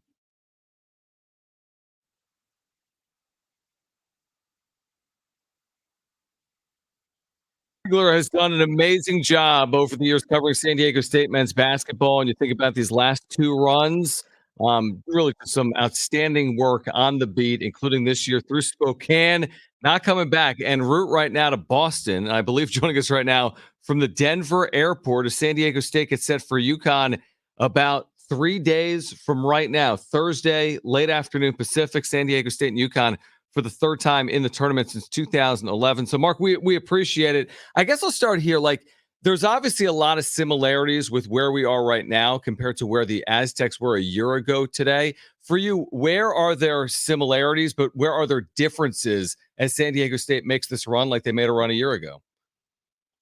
Well, certainly the similarities are the circumstances. I mean, you open with a 12 seed, you kind of scrape by. You play a 13 seed because they upset a 4 seed. You blow them out. You get the number 1 overall seed in the Sweet 16. Those are all identical to what happened last year. Certainly the teams are different, but I think this team is different too. I mean, it's not last year's team. It doesn't have the rim protection. We've talked about that, and it maybe doesn't have the same swagger. I don't know. Maybe we're going to find out. As last year's team. But I think the biggest difference is that last year was all sort of new, and it was this just broad horizon, and no one knew where it ended, and it just kept going. This year they know what it looks like, and for better or for worse, they kind of understand what's at stake and have used it to their advantage. And so I think just the kind of experience of having been through that, played through all of it last year is what this team has that last team did, and the last team's was maybe a little bit more talented. You know, we'll spend a lot of time here on Uconn, but just real quick here, Mark, what they've accomplished the last couple of years here, going to back-to-back Sweet 16s, only fourth time in school history. Just how big of an accomplishment is this for the program to be where they are now in the last couple of years, what they've been able to do? Well, everyone's going to look at last year as the greatest season in school history. But I think you could make an argument that what they've done this year is just getting to the Sweet 16 is as impressive, if not more impressive. I mean, this team finished fifth in its conference. It struggled at times this year. It couldn't win close games, struggled on the road. It lost 10 times. It couldn't shoot. It was ranked in the 300s in three-point accuracy before last night. And to get to a Sweet 16 with this group is incredible. I mean, it's a testament to the coaches. It's also a testament to the players. Just kind of keeping focused, not kind of imploding when things went bad. I mean, they closed the season with 2 straight losses, and then they lost again in the Mountain West Conference tournament final against a team that's playing its 4th game in like 70 hours. And they didn't let that bother them. They just kept their eye on the prize and kept going. Mark Ziegler joining us right now from Denver en route to Boston, where San Diego State will play the University of Connecticut, a de facto home game for the Huskies on Thursday afternoon at 4:39 Pacific. You know, Mark, I feel as if most teams would be intimidated by UConn, top team in the field. But again, there's the unique situation of the Aztecs, and a number of these players appeared in the national championship game. Lamont, Jaden, Micah, Darion Trammell. What do you think the mentality of this team will be heading into a game like this? It's funny you mentioned that. I'm just writing something about that. A lot of teams would be really intimidated having to go play UConn, as good as they are, in Boston, on kind of a quick turnaround, cross-country trip. And it's going to be a home game for UConn. And these guys are not. I mean, there's many things, that these guys might not have when it comes to the game in terms of size or talent, athleticism, whatever it is. But one thing is they are not going to be scared, and they are embracing this. I mean, I went in the locker room last night and talked to a couple guys, and they're just like, bring it on, We're not afraid of them. I mean, we played them in a domed football stadium in front of, millions and millions of people on TV and 72,000 in the stadium. And we were down 5 with 5 to go. These guys, they know what March is all about. They understand how to get there, what needs to be done. And they're looking at this going, yeah, it's going to be a tough road game, but hey, it's not at altitude. We've been in the pit at altitude. That's a lot harder than this. And they're going to get a couple days to scout and prepare for UConn. Remember when they played them last year, they had 1 day, quick turnaround. And the problem with UConn is they run a lot of complex sets, more than maybe anybody in the country. And it's hard to sort of assimilate that, absorb all that in a single day walkthrough, basically. And they're going to have 3 days now, a lot of film sessions, 2 hard practices. So they're hoping maybe that will make a difference. Pretty good couple games for somebody that didn't win the Mountain West Conference Player of the Year in Jaden Ledee, right? Yeah. It's funny. He's not a big talker, and he's not gonna lash out, but he kind of let it slip a little bit when we asked him when he was 3rd team All-American. And instead of saying, "Oh, this is great, it's my dream to be an All-American," and just saying I'm an All-American, he said, "Yeah, I was hoping it'd be a little bit higher." That's all he said. Didn't say anything more. But you could just tell the way he came out in these last 2 games, he feels like he's got something to prove, and he's proven it. Yeah. I mean, 32 and 26 points, the 3-pointers, the beast inside, fouling out other teams' front lines. He's a one-man wrecking crew, and so I think there's a little quiet motivation there. Mark, have you followed this story? I know you've been so busy writing about San Diego State and traveling today, but Dan Hurley is playing this us against the world, we've been slighted card, where he said yesterday, I think, to Matt Norlander of CBS, we're the early game in Boston. We had FAU and Northwestern in our bracket. We have San Diego State and Auburn. We know what it is. I'm paraphrasing, but we know what it is. We know what the NCAA wants. Have you followed this trend line? And this is not a narrative that exists outside of Dan Hurley's mind, right? That everyone's out to get UConn. I don't see it like that. Look, Dan Hurley is a really, really good coach. He's really good tactically. Like I said, they run the most complex, intricate sets of anyone in the country, and they run them more precise than anyone in the country. And he's a really good motivator. Yeah. He is a master motivator. His practices, I know people who have worked for him and have talked about how insane his practices are, and how he plays mind games and mind tricks, and he's just a master at it. This is just the latest one. If I was in his shoes, I'd do the same thing, because you don't want to come into this game saying, well, we're the favorites, we're playing at home, we're the number one overall seed, we have all these NBA players, we're a 10-point, favorite, and there's this little old San Diego State. I mean, that puts all the pressure on him by kind of flipping the script a little bit and saying, they're trying to screw us. It in the mind of his players, it turns them into the underdog, and that's what you want. You want the underdog mentality, because I'm sure he watched that game last night. He watched the tape of the Yale game, and he's scared. If you see San Diego State and you know that these guys aren't going to be afraid of you, you know that you felt them last year in the last few minutes of the national championship game, and you see them shoot like that, you're getting a little bit worried. So you've got to try everything you can in the book to try to get your team to take this game seriously, and that's what he's doing.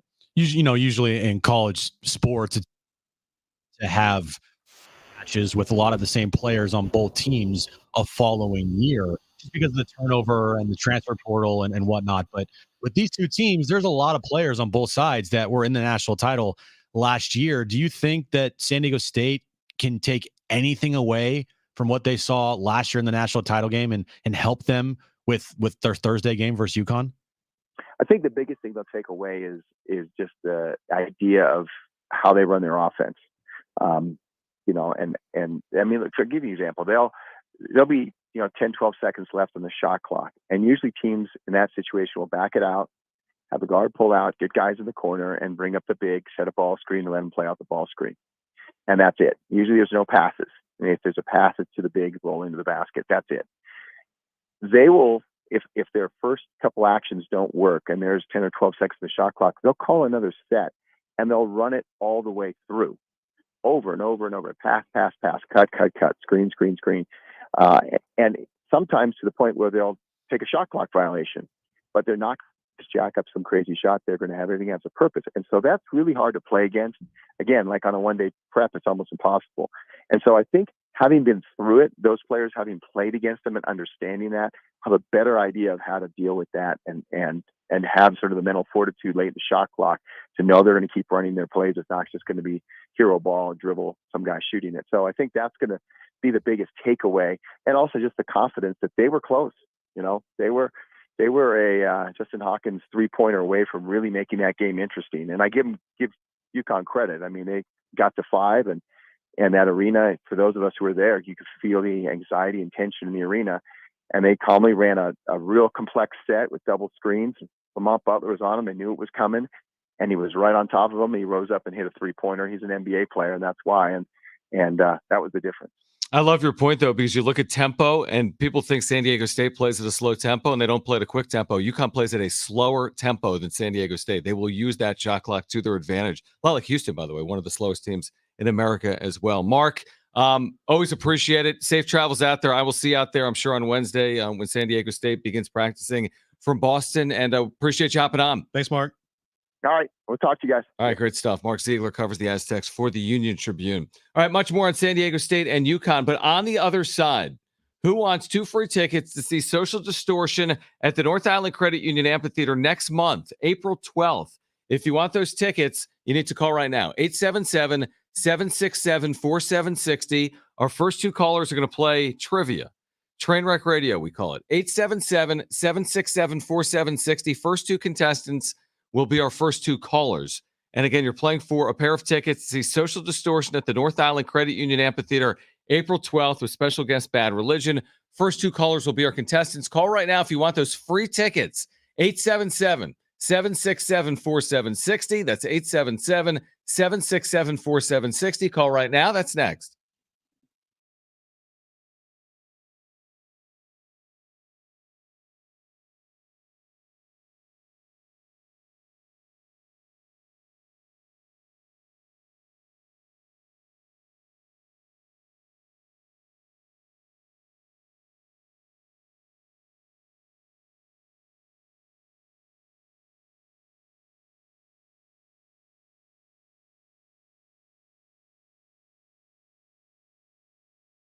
All right. Hey, guys, it's Schaefer. You're looking for a place to watch the big game this week on Thursday. Look no further than our friends over at Novo Brazil Brewing. All of their area locations, including their brand new spot in Mission Valley, Novo Brazil Brewing.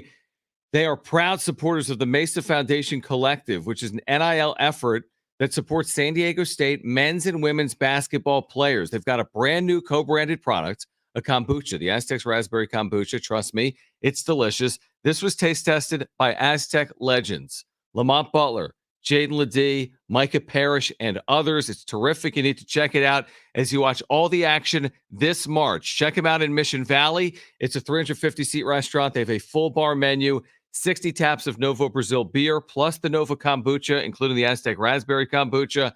Plus, it's great for the whole family and for your viewing experience, your sports viewing experience. It's immersive over there. You need to check it out. They have great food, eclectic food offerings, sandwiches and salads, tacos, burgers, empanadas, appetizers, and Brazilian-inspired entrees. Mission Valley, Otay Ranch with massive LED screens, their IB location as well. For more information, visit novobrew.com. That's Novo brew.com.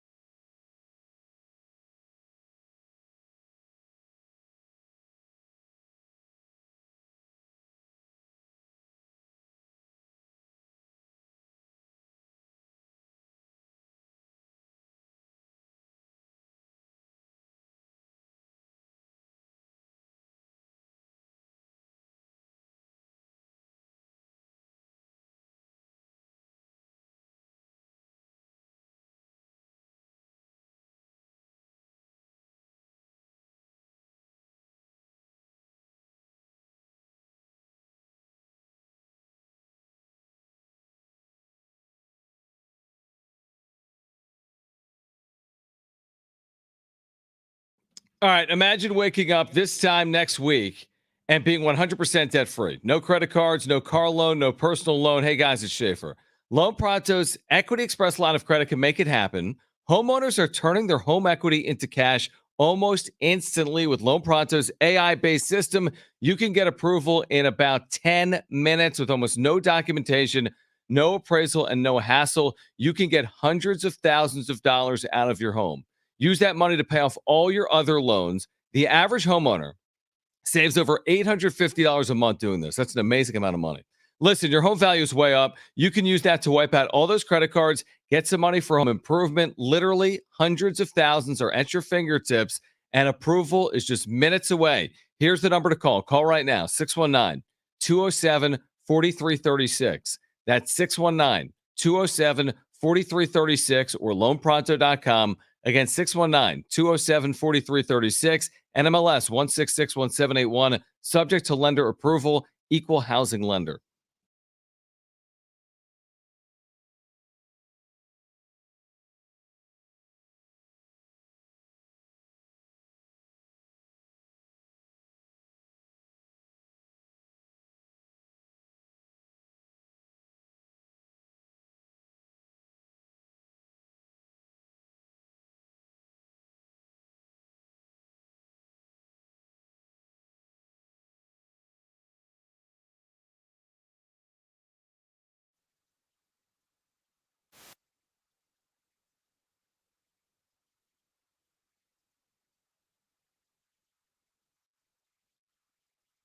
All right, Mike Greenberg, you're going to hear from him coming up at 5 p.m. is a historical comp for UConn that you'll need to hear.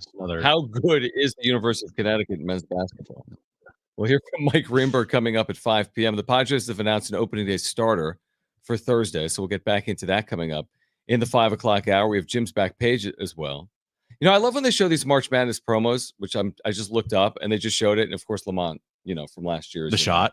Yeah, like it's hard. The buzzer. It's hard to miss it this time of year. It really is, because it's one of the most iconic shots in March Madness history. When you think about the situation that they were in, it's the only shot in the Final Four that was made with a team trailing to win a game. That's pretty good. Last seconds. That was pretty good. Yeah, it's pretty cool. Yeah, it was nice. It's pretty cool. All right, you'll hear from Mike Greenberg on UConn coming up in about 10 minutes right now. Let's play.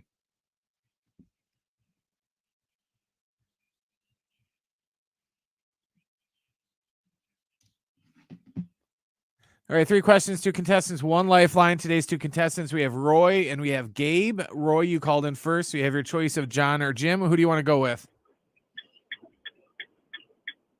Go with Johnny. All right, so that's Johnny. Roy? Johnny, yes. Roy and Johnny. Gabe, you get me, okay? Jim. Let's do it. All right, let's do it. Brent, what's the question of the day? All right, guys, the Sweet 16 kicks off on Thursday. Can you name the 7 teams that have made it to each of the last 2 Sweet 16s? So there's 7 teams that have made it to at least back-to-back Sweet 16s. Name them. All right. Gabe, you're up first. What's your first guess? You'd have a lifeline if you choose to use it. You said Gabe, right? I said Gabe. Okay, let's go San Diego. San Diego State. Yeah. Right. San Diego State is correct. We'll count that. Well, I mean, he said San Diego. So. Could have meant USD. Well, I'm kidding. He's got it. Roy, you're up next. What's your first guess? You have a lifeline if you want to use it. Go with Creighton. Great guess. Yeah. All right. Yeah. Gabe, you're up next. What is your second guess? You do have a lifeline if you want to use it. What was Roy's answer? Creighton. Creighton. Okay. Let's go UConn. UConn. Good guess. On the list. Playing San Diego State on Thursday. Roy, back to you. What's your second guess? You do have a lifeline if you choose to use it. Let's use my lifeline. Ooh. I'll give you a team that hasn't just made it 2 consecutive years, or 3 or 4 or 5 or 6 or 7 or 8. Or I'll 16. give you the Gonzaga Bulldogs, who have made 9 straight Sweet 16s. Would you take that? What do you think? Did you take Gonzaga? Gonzaga. He's like, I I don't know about that one. 9 in a row. All right, Gabe. To send, final guess here. What do you got? You do have a lifeline if you choose to use it. Yeah, let's go lifeline. Why am I'm like, I will go with Arizona. Do you take that? Oh man. Yeah. Jim, you idiot. They lost to Princeton in the first round. Come on. Clean it up. Oh, crap. That was last year. You're right. Yeah, and Princeton made a Sweet 16. Right. They talked about it throughout the broadcast, I'm sure, yesterday. Princeton, the Sweet 16. Hey, my name's Jim. I'm an idiot. Oh, I'm sorry, All right. Gabe. This is for the win, So, Roy. Roy, you can walk off But he has here. no lifeline. There's no lifeline. Yeah, So true. it's all up to you. What do you think, Roy? Do I have a choice? Did you give me any choices? Nope, it's all up to you. No, you just have to name a You have college to- basketball team. Yeah, go. let's go with UCLA. UCLA in the NIT this year, so no. You messed him up there. How? Just you told him the name of the basketball team. Well, I don't know how else to help him. It's the That's same true. question. That's true. Yeah, That's true. I That's true. guess- Yeah, I don't know what I that's true. said. That's true. All right, Gabe, we got lucky there. We're now heading to overtime. Brent, what is the question for overtime in the rules? All right, how overtime is going to work is I'm going to ask you a question. When I'm done asking the question, you're going to yell out who you had for your partner today. So you're going to yell either Jon or Jim, whoever your partner was today. That's who you're going to yell. Don't yell the answer. Whoever yells out the name of their partner first, you're going to win the game by getting the question right, or you're going to lose the game by getting the question wrong. Do you guys got it?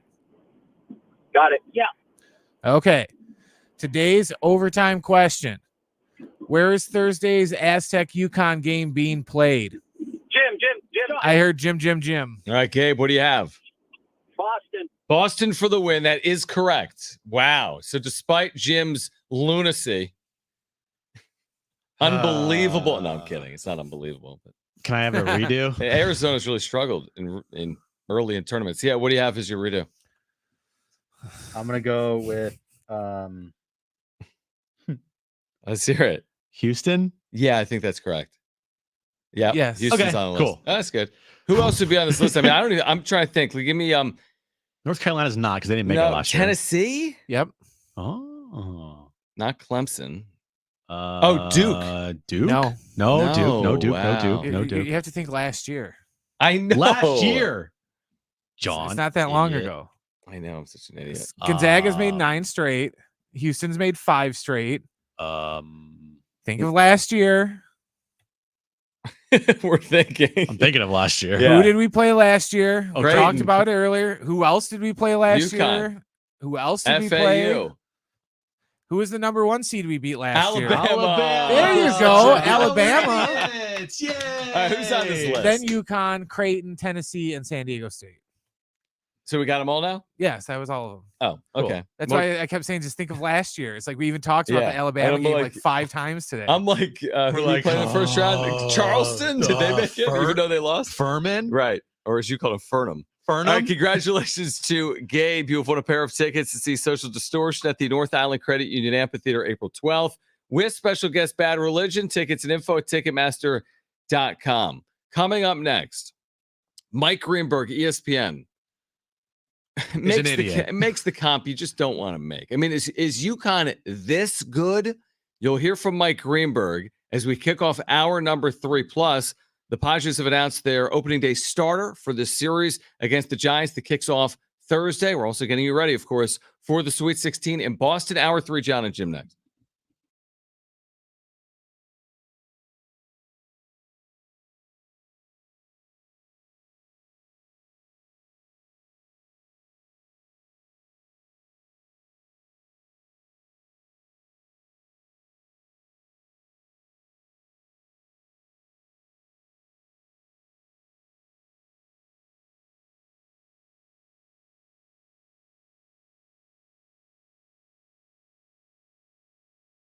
All right, I'm hungry. You might be as well. You're probably heading home for dinner. If you're in your car, maybe make a stop over at Windmill Farms. They've got you covered during your work week for lunch and dinner because you're living your life on the go. You're looking for something that's healthy and affordable. They have it for you right in the college area, right by Montezuma Mesa. Everything you need for lunch or dinner. If you're going over to the deli, pick up a sandwich card because your 8th sandwich is going to be free each and every time. They also, of course, have everything you need for your grocery needs tonight, whether it's the farm fresh produce and meats, whether it's the beer, kombucha selection, or the deli I've told you about, plus much, much more. Family owned and operated, serving San Diegans for 20 plus years. They've got specials for you right now on both Instagram and at windmillfarmsmarket.com. Maybe you're already heading home. Make sure to go over to Instacart. You can have your groceries delivered directly to your doorstep. That's right. You can have them delivered directly to your doorstep. But again, with those weekly specials, you can find great offers on fruits and vegetables, chicken, beef, and much, much more. Check them out tonight. Friendly, affordable, convenient. Visit windmillfarmsmarket.com and shop local. Shop at Windmill Farms.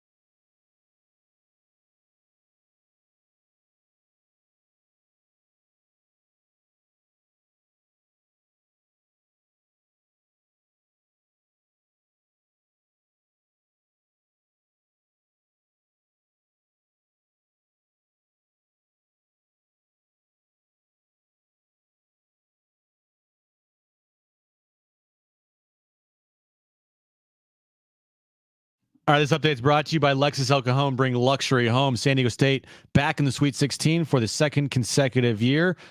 Same opponent as the national title game versus Uconn. It'll be a rematch of that game Thursday in Boston. 4 p.m. is when our pregame coverage starts. 4:39 tip-off time. You can listen to that game right here on San Diego Sports 760. And Mike Schill today announced the Padres starting rotation.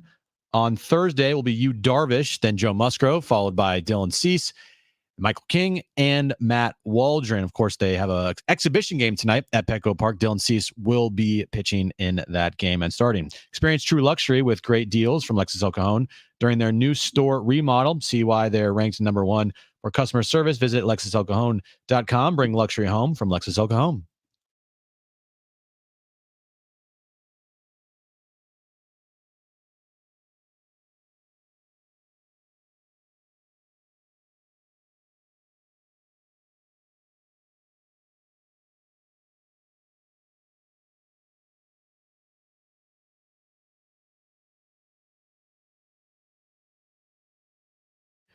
All right, San Diego and Southern California, what's going on? This is hour 3 of Jon and Jim. We are with you until 6 p.m. here tonight.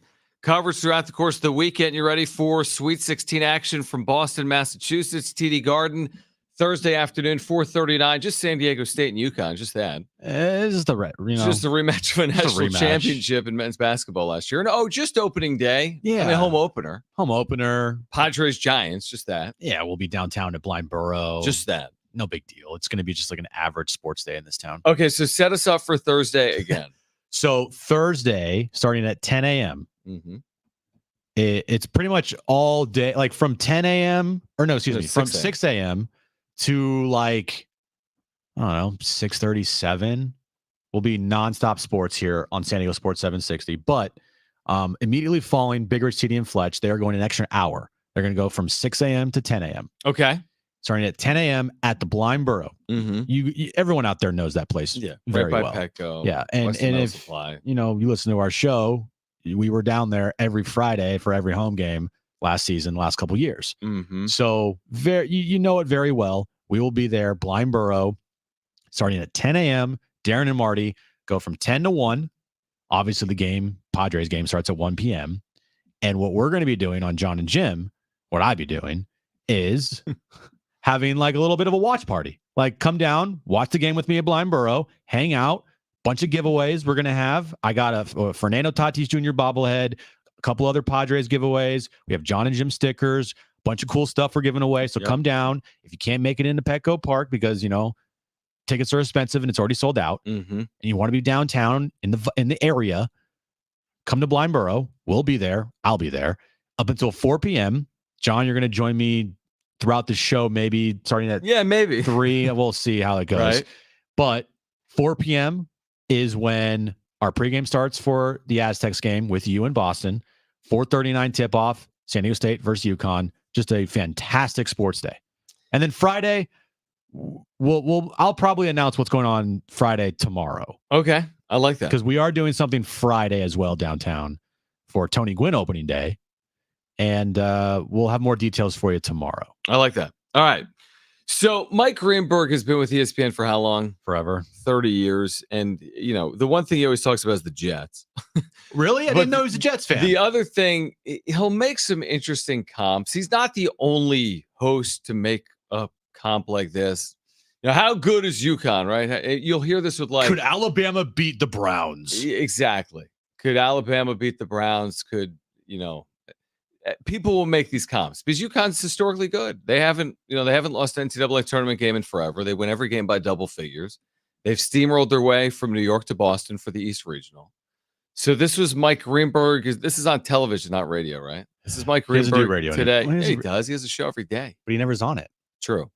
This is Mike Greenberg on TV earlier today with his take on the UConn Huskies. If they were in the NBA's Eastern Conference, would they make the playoff? I think I'm looking at teams that are 8 games under 500 in the play-in right now. They're better than. I'm not doing that. I'm not doing that, Greeny. And Orlovsky. I'm not doing that. No. I got a no to pick with Orlovsky. No. He suckers me into a bet. I got to make. He's betting me dinner at the Polo Bar just because I can get in and he can't. And the next thing you know, and I'm trying. It's a 9-1 odds, and he's like trying to make me a bet on dinner and all of this. It's ridiculous. UConn's an NBA team. No, they're not. Jay Will. They're not. They execute like one, but their talent level, I would not say would be able to make the play. Look, the mere fact that we're having this conversation, I think, says it all. They had no chance. Yeah, I'm not going to go that way with the Greeny. Here's what I will say about. Why do people always fall for this trap? They have talent, but they wouldn't make the play. And guys, what are you talking about? They're not beating NBA. That UConn's not beating Victor Wembanyama, and they're not going to the play-in. They got 15 wins this year, and they're 30 games under 500. So no, it doesn't work like that. Why don't we just say UConn's a really good college basketball team? We don't have to say they're such a good college basketball team that they're a professional team. They're just a really good college basketball team. Look, if they're going to try and make that sort of comp, they better be winning every game by like 55 points. Because just because you beat you beat Northwestern by 30 points, that doesn't mean that now you're going to beat the Sixers. Yeah, exactly. Oh, turn my mic on. If they played the Spurs this year, Victor Wembanyama would have 45 points. He's already doing that. I know he would. They would even beat our new San Diego G League team. Well, I don't know, but I don't know who's on that team. I don't know either. Probably a bunch of Huskies next year. Yeah, probably. It's just the lowest hanging fruit, most stupid argument that you can make. Michigan won the national championship. Like, hey, Mike Greenberg, guess what? I can find somebody at a local community college doing sports broadcasting that could fill your job just as good as you.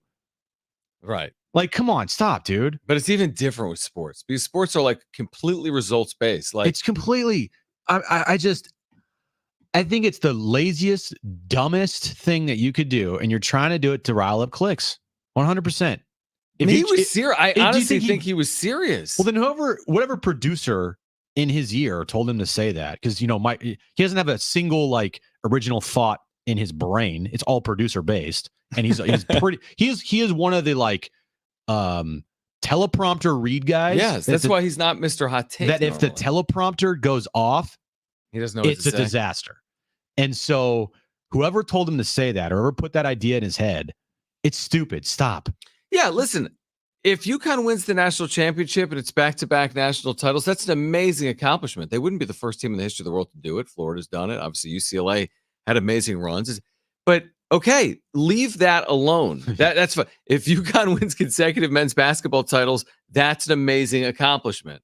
That doesn't mean they should be in the National Basketball Association. It just doesn't work like that. I mean, in fact, their center, for example, is like a year removed from high school. And it's a very good player. But it can take it's just not the same. It's not. And this, you know what? I'll give you another example. And I hate to do this to Ben Fadden, but I'm going to do it. I've already done this on the radio recently. So Ben put out when the Padres had their like prospect game. Yeah. And there was like a quote tweet of their lineup. It was a very good lineup. It was like Ethan Salas and at the time, maybe a Jackson Merrill, whomever, Grant Pauly, talented young prospects in the Padres organization, some of the best prospects in all of baseball. And I think he said it facetiously. But he said, how many major league teams would this lineup beat?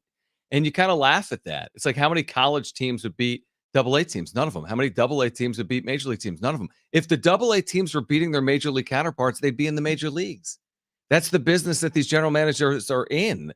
They're trying to win. So I don't know. It's like you said, better Michael Jordan, LeBron James. Look, you can't really answer it. Like San Antonio. It won't happen. So you can say whatever you want, but I just don't see how you can make those comps.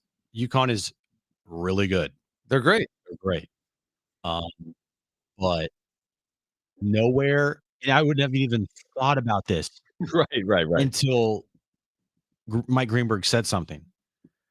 I never would have thought that this UConn team could be like a borderline NBA team. Not until this stupid comment popped up this morning or whatever it popped up. I think it was this morning. That was not even a thought in my mind of like, dude, this team, man, so look how many freaking NBA players they have on their team. Right. Like they do have a couple, but it's not Definitely. It's not like a bunch of LeBron Jameses when they were 18 years old. Well, and it's not like the two NBA players they have are both like top 3 picks. Like they have, LeBron and Carmelo on their team to where it's just like, oh, look, we have the 2 best players in the draft. It's like, no, you might have 2 lottery picks. Most likely one. Here's a better conversation. Is this UConn team better than last year's UConn team? That's a very legitimate argument that will play out over the next 2 weeks, and you can have those conversations. If they end up winning a national championship, you can say they're better or worse, and here's the reason why. But to say that they would be in a play-in tournament in the National Basketball Association is insanity. Like, is what it is. And to Jim's point, is kind of like clickbaity is what it is. And I mean, we're talking about it. So I guess it served its purpose because you say something and you throw something up against a wall, and I guess people are going to react to it. Anyway, Aztecs will play UConn on Thursday at 4:39. Our pregame coverage will begin at 4 from TD Garden. Ted Leitner is on the call. Also Thursday, downtown, the Padres coming back from Korea after that long trip to welcome the San Francisco Giants, and announcing their starting rotation today as well, that will have Yu Darvish throw the opener at Petco on Thursday. Dylan Cease obviously will throw against the Giants as well. And the Padres start with 7 consecutive games at home. No better time than now to get something started on the right foot, and hopefully they play well to start beginning on Thursday. So because we've been off for like a week, we haven't even mentioned what's happened in the National League West. What's happened? Blake Snell's on the Giants. Oh, yeah, but when's he going to pitch? Like June 1st? The San Francisco Giants? Or New York? That team, yes. Not the New York we're football. not going to see him, right? No, we're not going to see him. Are we going to see him? They played 2 of the first 3 series. Are we going to see him in any point? Probably not. Great. So you're not going to see him all year. He won't be ready until 2 months. Think about that, though. That's half the series they play against each other. I know. But just because the Padres potentially won't see Blake Snell doesn't mean that doesn't potentially be a big boost for them and an impact in this division. I agree. The Giants capped off their offseason with exactly what they needed. They were the Padres this offseason. When you think about it, they spent all the money besides the Dodgers, which spent over $1 billion. Mm-hmm. But other than the Dodgers, it's the Giants. They got Jung-Hoo Lee. Yep. Matt Chapman. They got Jorge Soler. They got Blake Snell. They got Jordan Hicks. Who else did they get? Well, those 5 guys right there are pretty big additions. Well, I'll tell you this too. And what they did is they got a bargain. That is true. I think it is a bargain. It's absolutely worth the risk to get a pitcher coming off the year in which he had for below a lot of AAVs for comparable starters. And if you are going to give Blake Snell a contract, that's the type of contract you want to give him. It's 1 year. Because the worry is you give Blake Snell a 5-year, $185 million deal, and he doesn't give you one of the seasons that he gave you this past year. He gives you a bunch of mediocre seasons because that's what he's done in his entire career.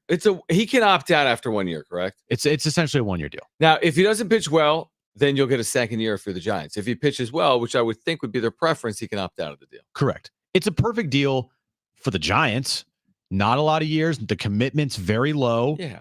And it's a lot of AAV, and it puts them over the luxury tax threshold. By the way, their payroll this year, John, is I think $252 million.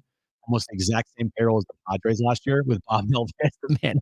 Yeah, it's interesting. I feel like the roster's different in its construction. I mean, obviously, they don't have near the star power with position players. No.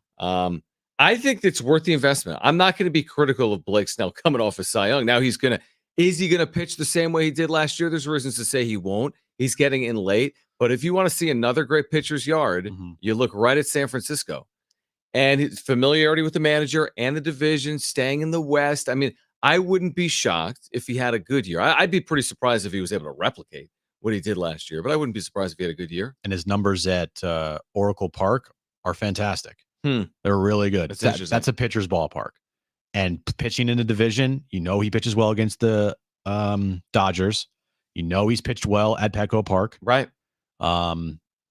So when you look at this wild card race in the National League, I said the place you did not want to see Blake Snell go was to the Giants. You wanted to see him to go to the Yankees or an American League team, because you're already dealing with so many teams in the National League for those 3 wild card spots, and it just makes things a little tougher.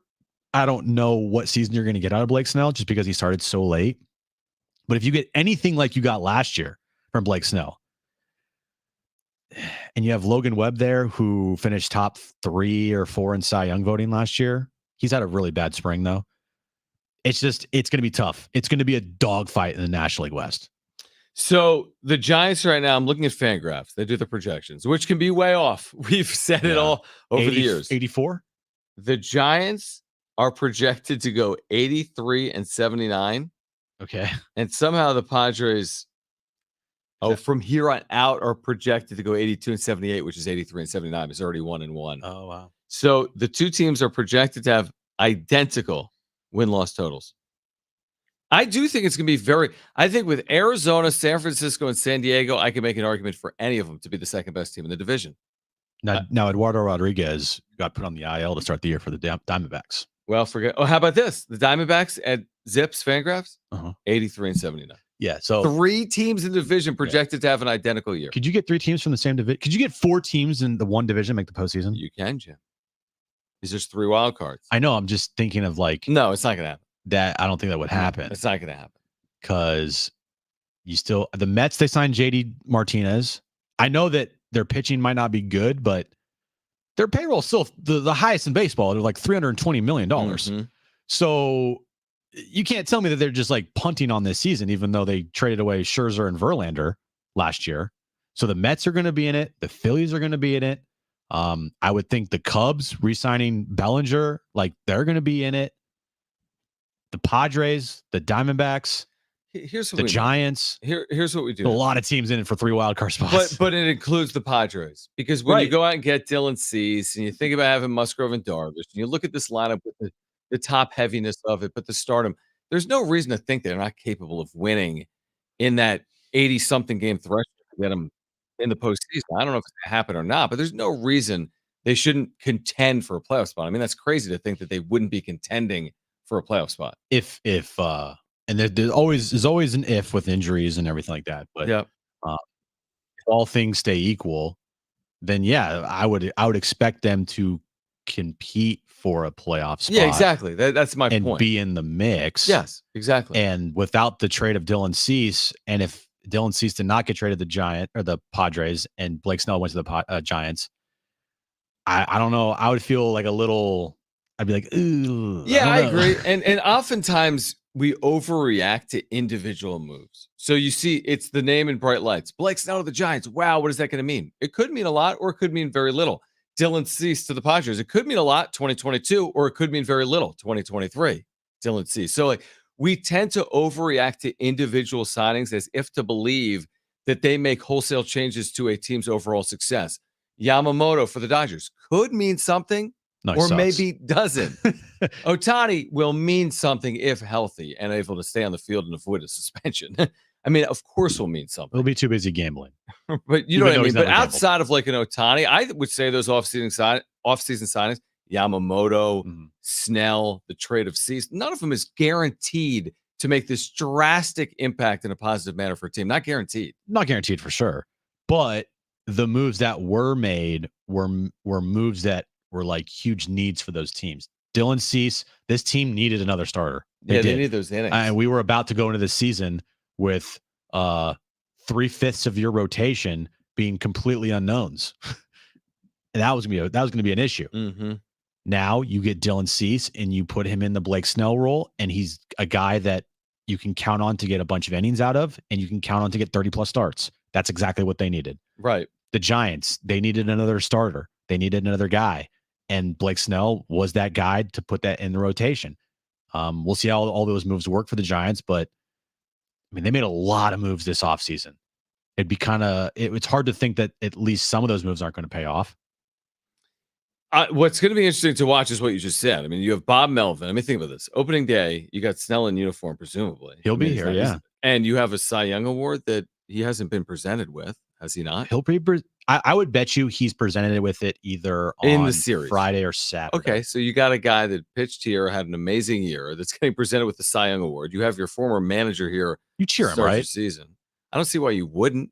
Yeah. I don't see why you wouldn't cheer Blake Snell. What did he do? He's a free agent, right? What was he supposed to do? Sign himself? What about Bob Melvin? That's a little more complex. I don't think it's going to be this widespread booing would be my guess. I don't think it's going to be widespread cheering either. I think it'll just be like, I don't think you should boo Bob Melvin because he did lead this team to an NLCS. But you have so much with everything that was said about last year and like looking over the Giants dugout, it's not the best look. But again, like widespread booing, is that going to happen with? I think it'll just be a lot of scattered like golf claps. Yeah, Just exactly. a I lot don't of think polite there'll be much clapping. It won't be reaction. cheering or booing. Let's kind of be like, oh, I agree. yay. he wasn't here long enough to gain that like status, right? But still, a lot of things happened last year, and I don't put all of it on Bob. No, we talked about it before, but it's going to be interesting. Like the National League West has now become, I feel like, the best division in baseball. The National League West best division in baseball conversation. We'll see. I mean, I would say the American League East is there. I'd say the NL East as well. I think Atlanta and Philadelphia at the top of the division. I think the Yankees, the way they've spent. I think Baltimore with the year they're coming off. I think Tampa because they're Tampa. I think, it's a very, very good division. Well, we'll see. Yeah. Well, at the start of the season, I would put the National League West up against any other division in baseball. AL Central, Rangers, Astros, right? Well, Rangers are in the AL West, but okay, whatever. So Astros are also in the AL West. Okay, so AL Central sucks. AL West, AL Astros West. and Rangers.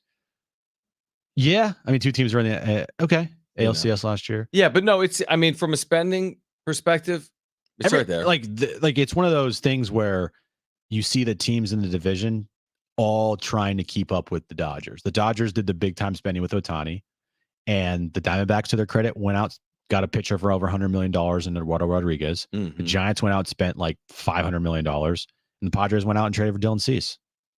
So teams going for it. Teams are being elevated because of what the top team in the division is doing. All right, who can claim us against the world? San Diego State or the University of Connecticut? If you missed it earlier, Dan Hurley, Huskies head coach, with some interesting comments last night related to this matchup in the Sweet 16 coming up on Thursday night in Boston. Plus, we have Jim's back page still ahead. It's hour 3 of Jon and Jim. Don't go anywhere.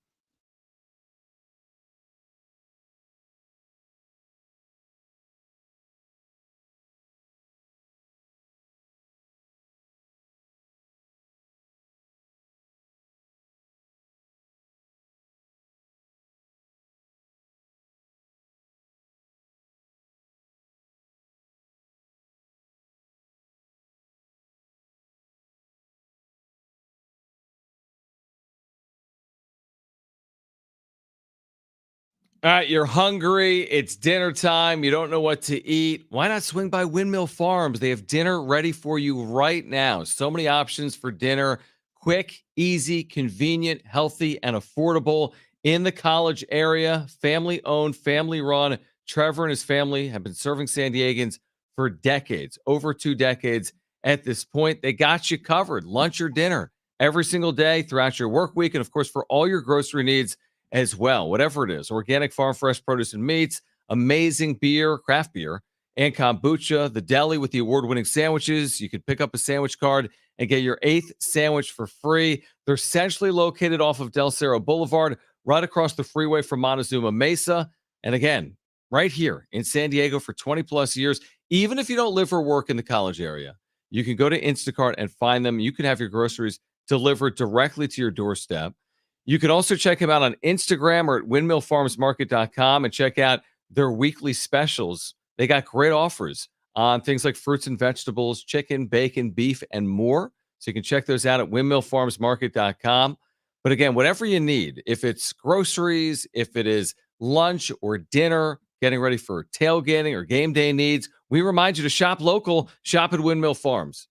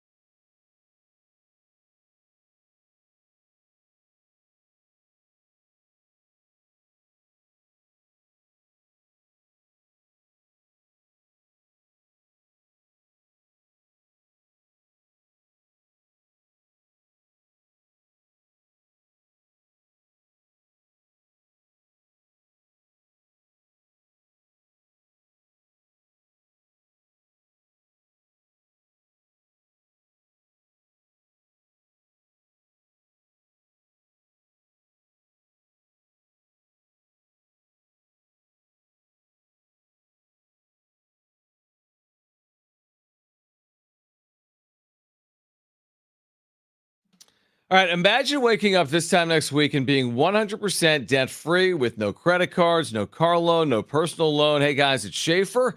Loan Pronto's Equity Express line of credit can make that happen. Homeowners are turning their home equity into cash almost instantly. With Loan Pronto's AI-based system, you can get approval in about 10 minutes with almost no documentation, no appraisal, and no hassle. You can get hundreds of thousands of dollars out of your home, and you can use that money to pay off all your other loans. And the average homeowner is saving over $850 a month doing this. That's an amazing amount of money. Listen, your home value is way up. You can use that to wipe out all those credit cards, get some money for home improvement. Literally hundreds of thousands are at your fingertips, and approval is just minutes away. Call now. Here's the number: 619-207-4336. Again, 619-207-4336 or loanpronto.com. Again, it's 619-207-4336. NMLS 1661781. Subject to lender approval. Equal housing lender.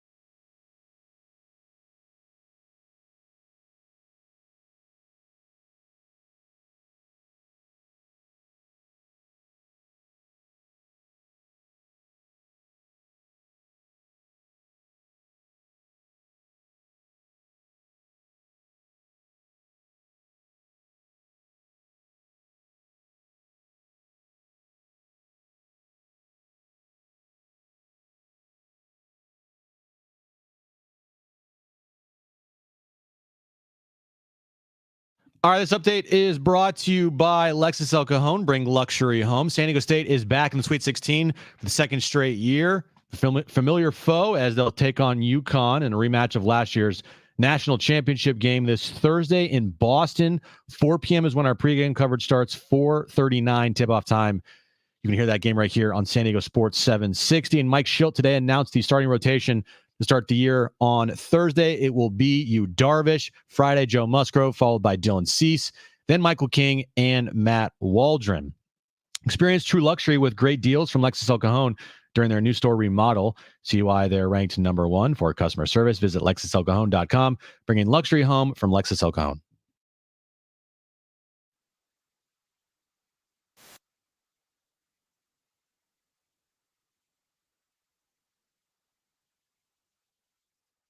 We talked about the fact that Padres fans that are ticketed for the opener, that game is sold out, by the way, can stay in the ballpark for San Diego State and Uconn. And I'm looking back at the reaction last year for that Final Four game against FAU from inside Petco Park, and the amazing reaction from, I mean, probably 30 or so thousand in the seats. This is before the game, 25 or 30,000 people. Beautiful night in San Diego, and just the unbelievable reaction to what they saw on the video boards and televisions from Lamont Butler. Bud Black was in town, Aztec for life, with the Colorado Rockies.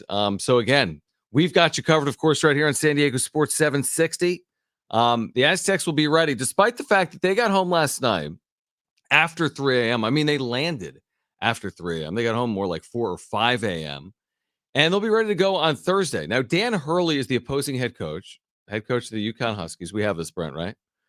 And he has taken exception with everything this postseason, from how does the Big East only have 3 teams? Us against the world. But how does the Big East only have 3 teams? To we didn't play well in the final 2 minutes of the first half of a game. They led 51-12 at the half against Stetson.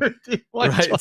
Stetson, come on, guys. We didn't shoot the 3-ball well. To we're playing Sunday and then Thursday. So the latest example is this. Okay, he didn't know what time the Sweet 16 game was going to be against San Diego State until this interview with Matt Norlander of CBS. Listen to this interaction between Dan Hurley and CBS. And I don't know if you know this yet or not, but you do have the early tip on Thursday in Boston. Okay, so it gives me a little bit more us against the world stuff that I could utilize, because I do think that the committee has tried to make this as difficult as they can on us to do it. The Florida Atlantic, Northwestern, 8-9, obviously, the Auburn, San Diego State, and Illinois, and what they look like with Iowa State. We know what they we know what they had in mind, and it just it's more fuel on the fire. So did he think this was supposed to be like an easy tournament? Yeah, they gave us like good teams. Like It's what? not fair. They should just play all the play-in teams. Right. Yeah. We thought we were playing Longwood followed by Longwood. And then Yale. Yale's already beaten Auburn. I know, it's true. Come on, man. Really? It's like an idiot. He talked through it out. He'd said the like silent part out loud. He's like, oh, this gives me more things where I can use us against the world. Like he's thinking about it. If I'm a player on that team, I'd be like, bro, we're the best team in the country. I can't believe we're playing at 7:40 Eastern. Isn't that better than playing at 10:30 at night? Now, I do get it from this standpoint that because they are the best team in the country, right? That they all have only lost 3 games this entire year, right? 3 I or think 2. that's right. No, not 2, 3. They lost to Creighton. Lost to Seton Hall. Seton Hall. Seton Hall. Seton Hall, yeah. And who else? Someone else. That other team. The other team. Mhm. They I'll played. tell you. Okay. But you have to try to find some type of edge because you could get complacent. Like, oh, we're better than everybody. And that's you Right. can't do that in the tournament because we've seen too many times 1 seeds lose to lesser seeds, obviously. Of course. And it's not a foregone conclusion just because you're a number 1 seed, you're going to make it to the Final Four in the national championship game. So you have to find some type of edge there. But this type of edge makes no sense. It'd be one thing if you were saying I don't know. Like if you said anything else, but the fact that you're using the tip time and that there's good teams in your bracket as that's the point. as an excuse, like that's the point, buddy. And it's a 7:39 tip Eastern time, buddy. And complaining, if you can drive to both your regionals in a bus, yeah, then you have then an you should advantage. just shut the hell Yeah, up. the other team's flying It's through not like Bismarck. you got put in the LA regional or something where you have to go all the way across the country. Then you would have reason to bitch a little bit. Here are their losses. At Creighton, somehow lost by 19.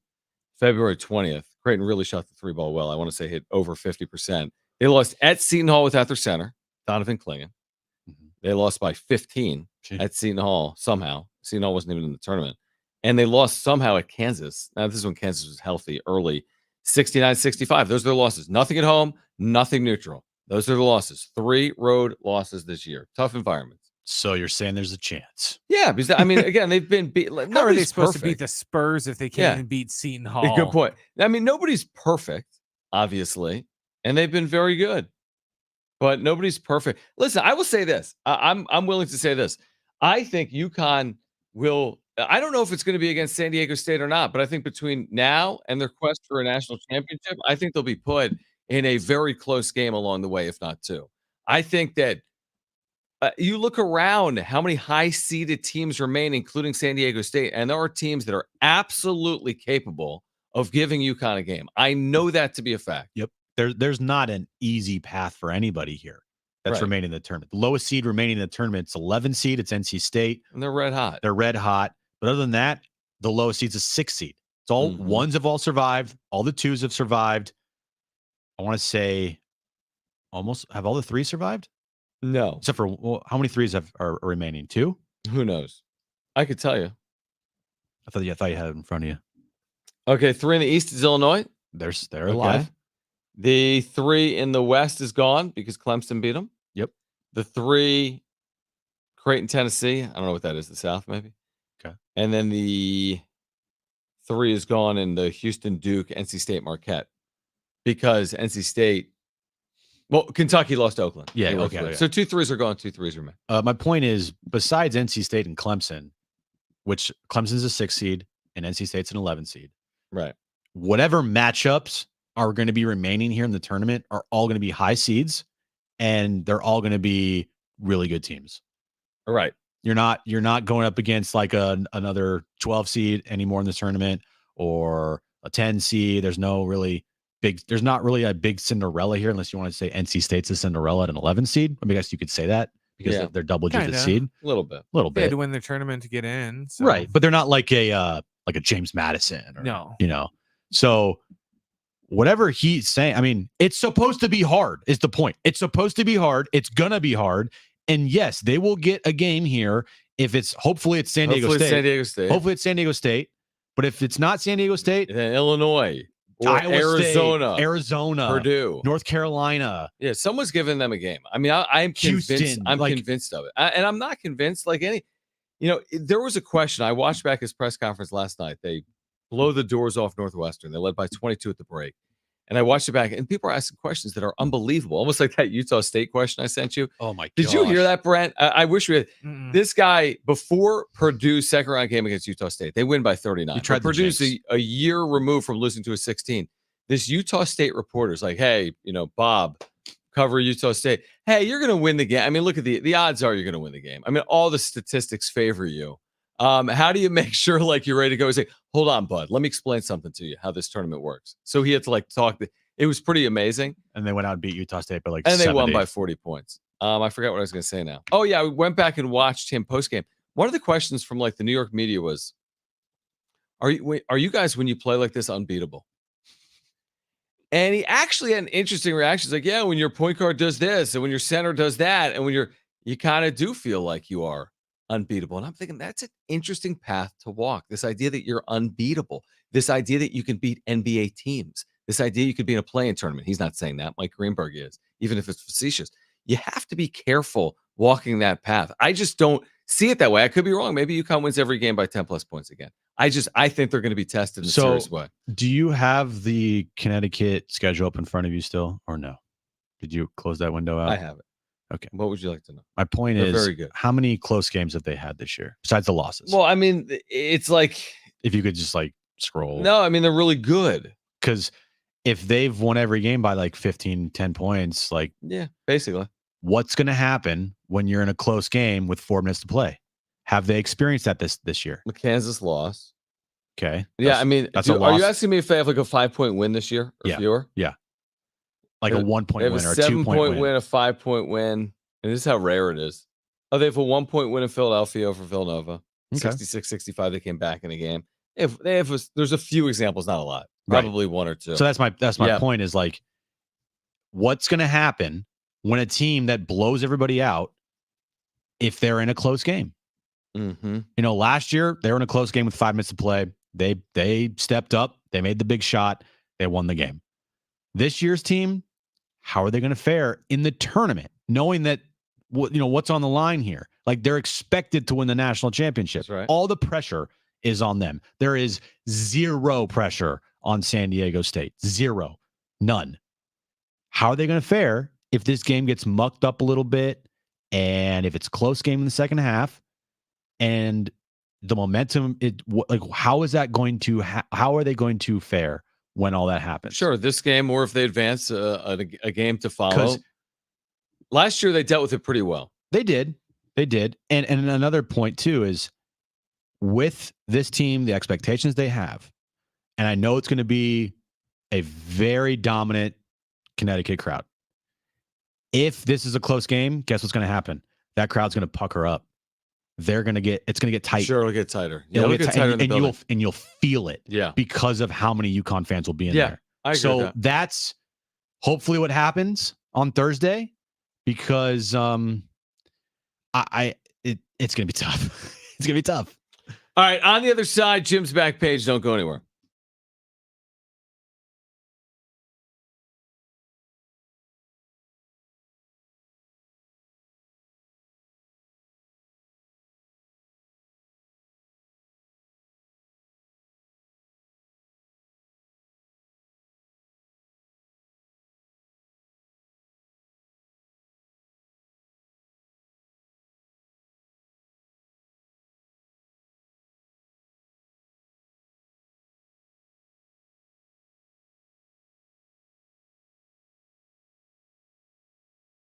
All right, so maybe you're looking for the perfect snack that is healthy for an on-the-go lifestyle or between meals. I'm going to be heading out, obviously, at the studio soon, and I've got a box of Almond RX packs in my car, and I'm going to grab one because it's just perfect for a quick, easy, healthy snack that helps curb hunger between meals. You can eliminate the vending machine from your day, which saves you time, money, and helps you eat healthier. Plus, you're getting your daily dose of vitamin D. Everyone wants a healthy snack for themselves or their family. It's healthy. It's tasty.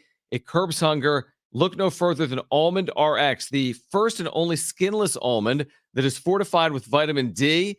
Founded by a San Diego sports medicine physician, Almond RX is packed with a powerhouse of nutrients that supports heart health, cellular health, gut health, and has many other health benefits as well. You can find Almond RX right here in San Diego County at Foodland, any Foodland in San Diego County, Harvest Ranch in Encinitas, or at almondrx.com. That's ALMOND, the letters RNX.com. In fact, if you go there right now, you're going to get free shipping on orders over $25. So go there right now, almondrx.com. Visit right now, get free shipping on orders over $25.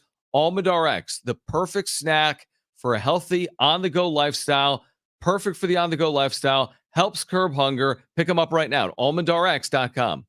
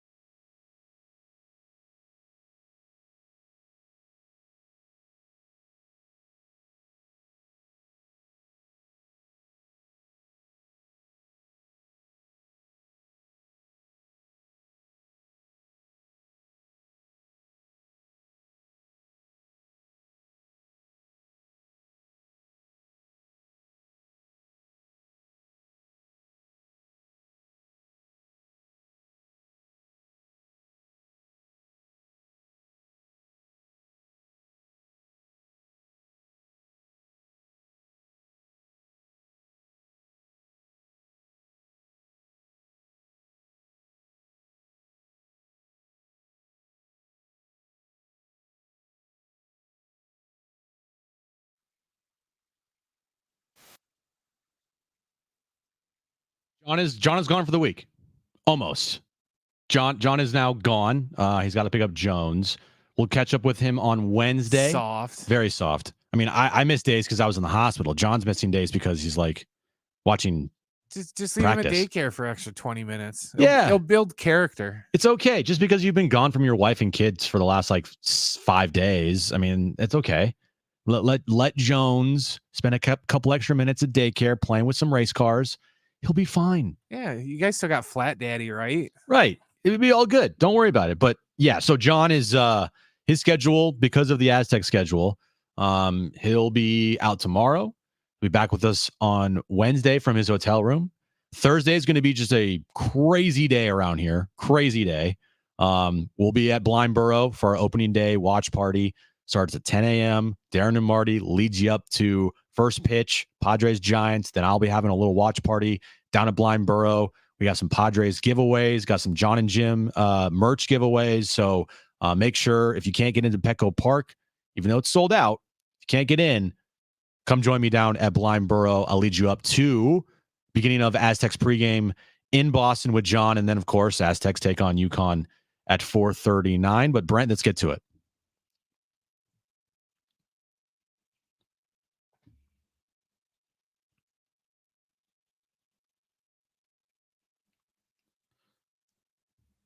So because we were off pretty much all last week, I have accumulated some like really, really good stuff for the back page. A couple stuff here is a couple days old, but it's still relevant. So we'll start off with a knit hat worn by Macaulay Culkin in Home Alone.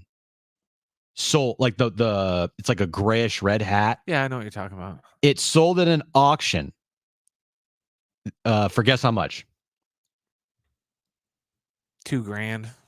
$81,000 for a stocking cap. $81,000. Now this was for a charity, so maybe that's okay. why. Yeah, but still, the knit worn hat worn by Macaulay Culkin in Home Alone sold for $81,000. That's a lot of money for a hat there.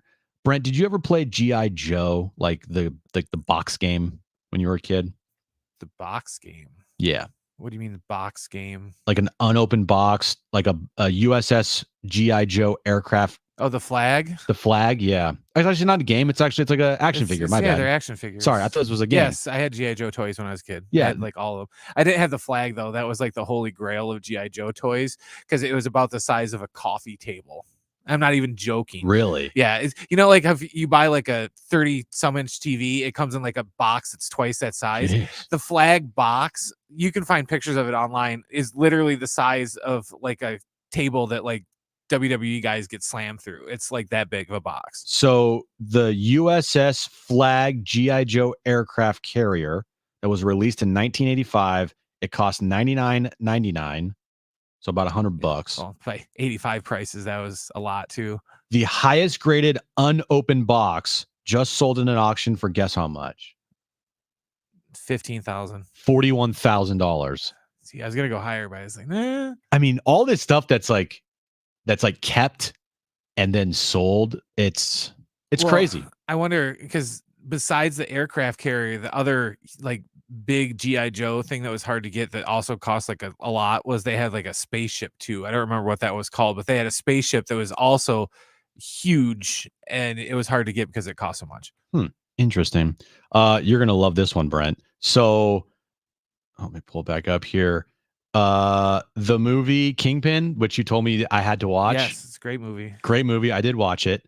The translucent bowling ball from Kingpin. Oh, Bill Murray's Rose Ball? Bill Murray's Rose Ball. Yeah. Sold. It was donated by Woody Harrelson and Randy Quaid at the opening of Planet Hollywood in 1996. It sold at an auction for guess how much? Stocking cap went for $80. The bowling ball is actually cool. Right. That's cooler.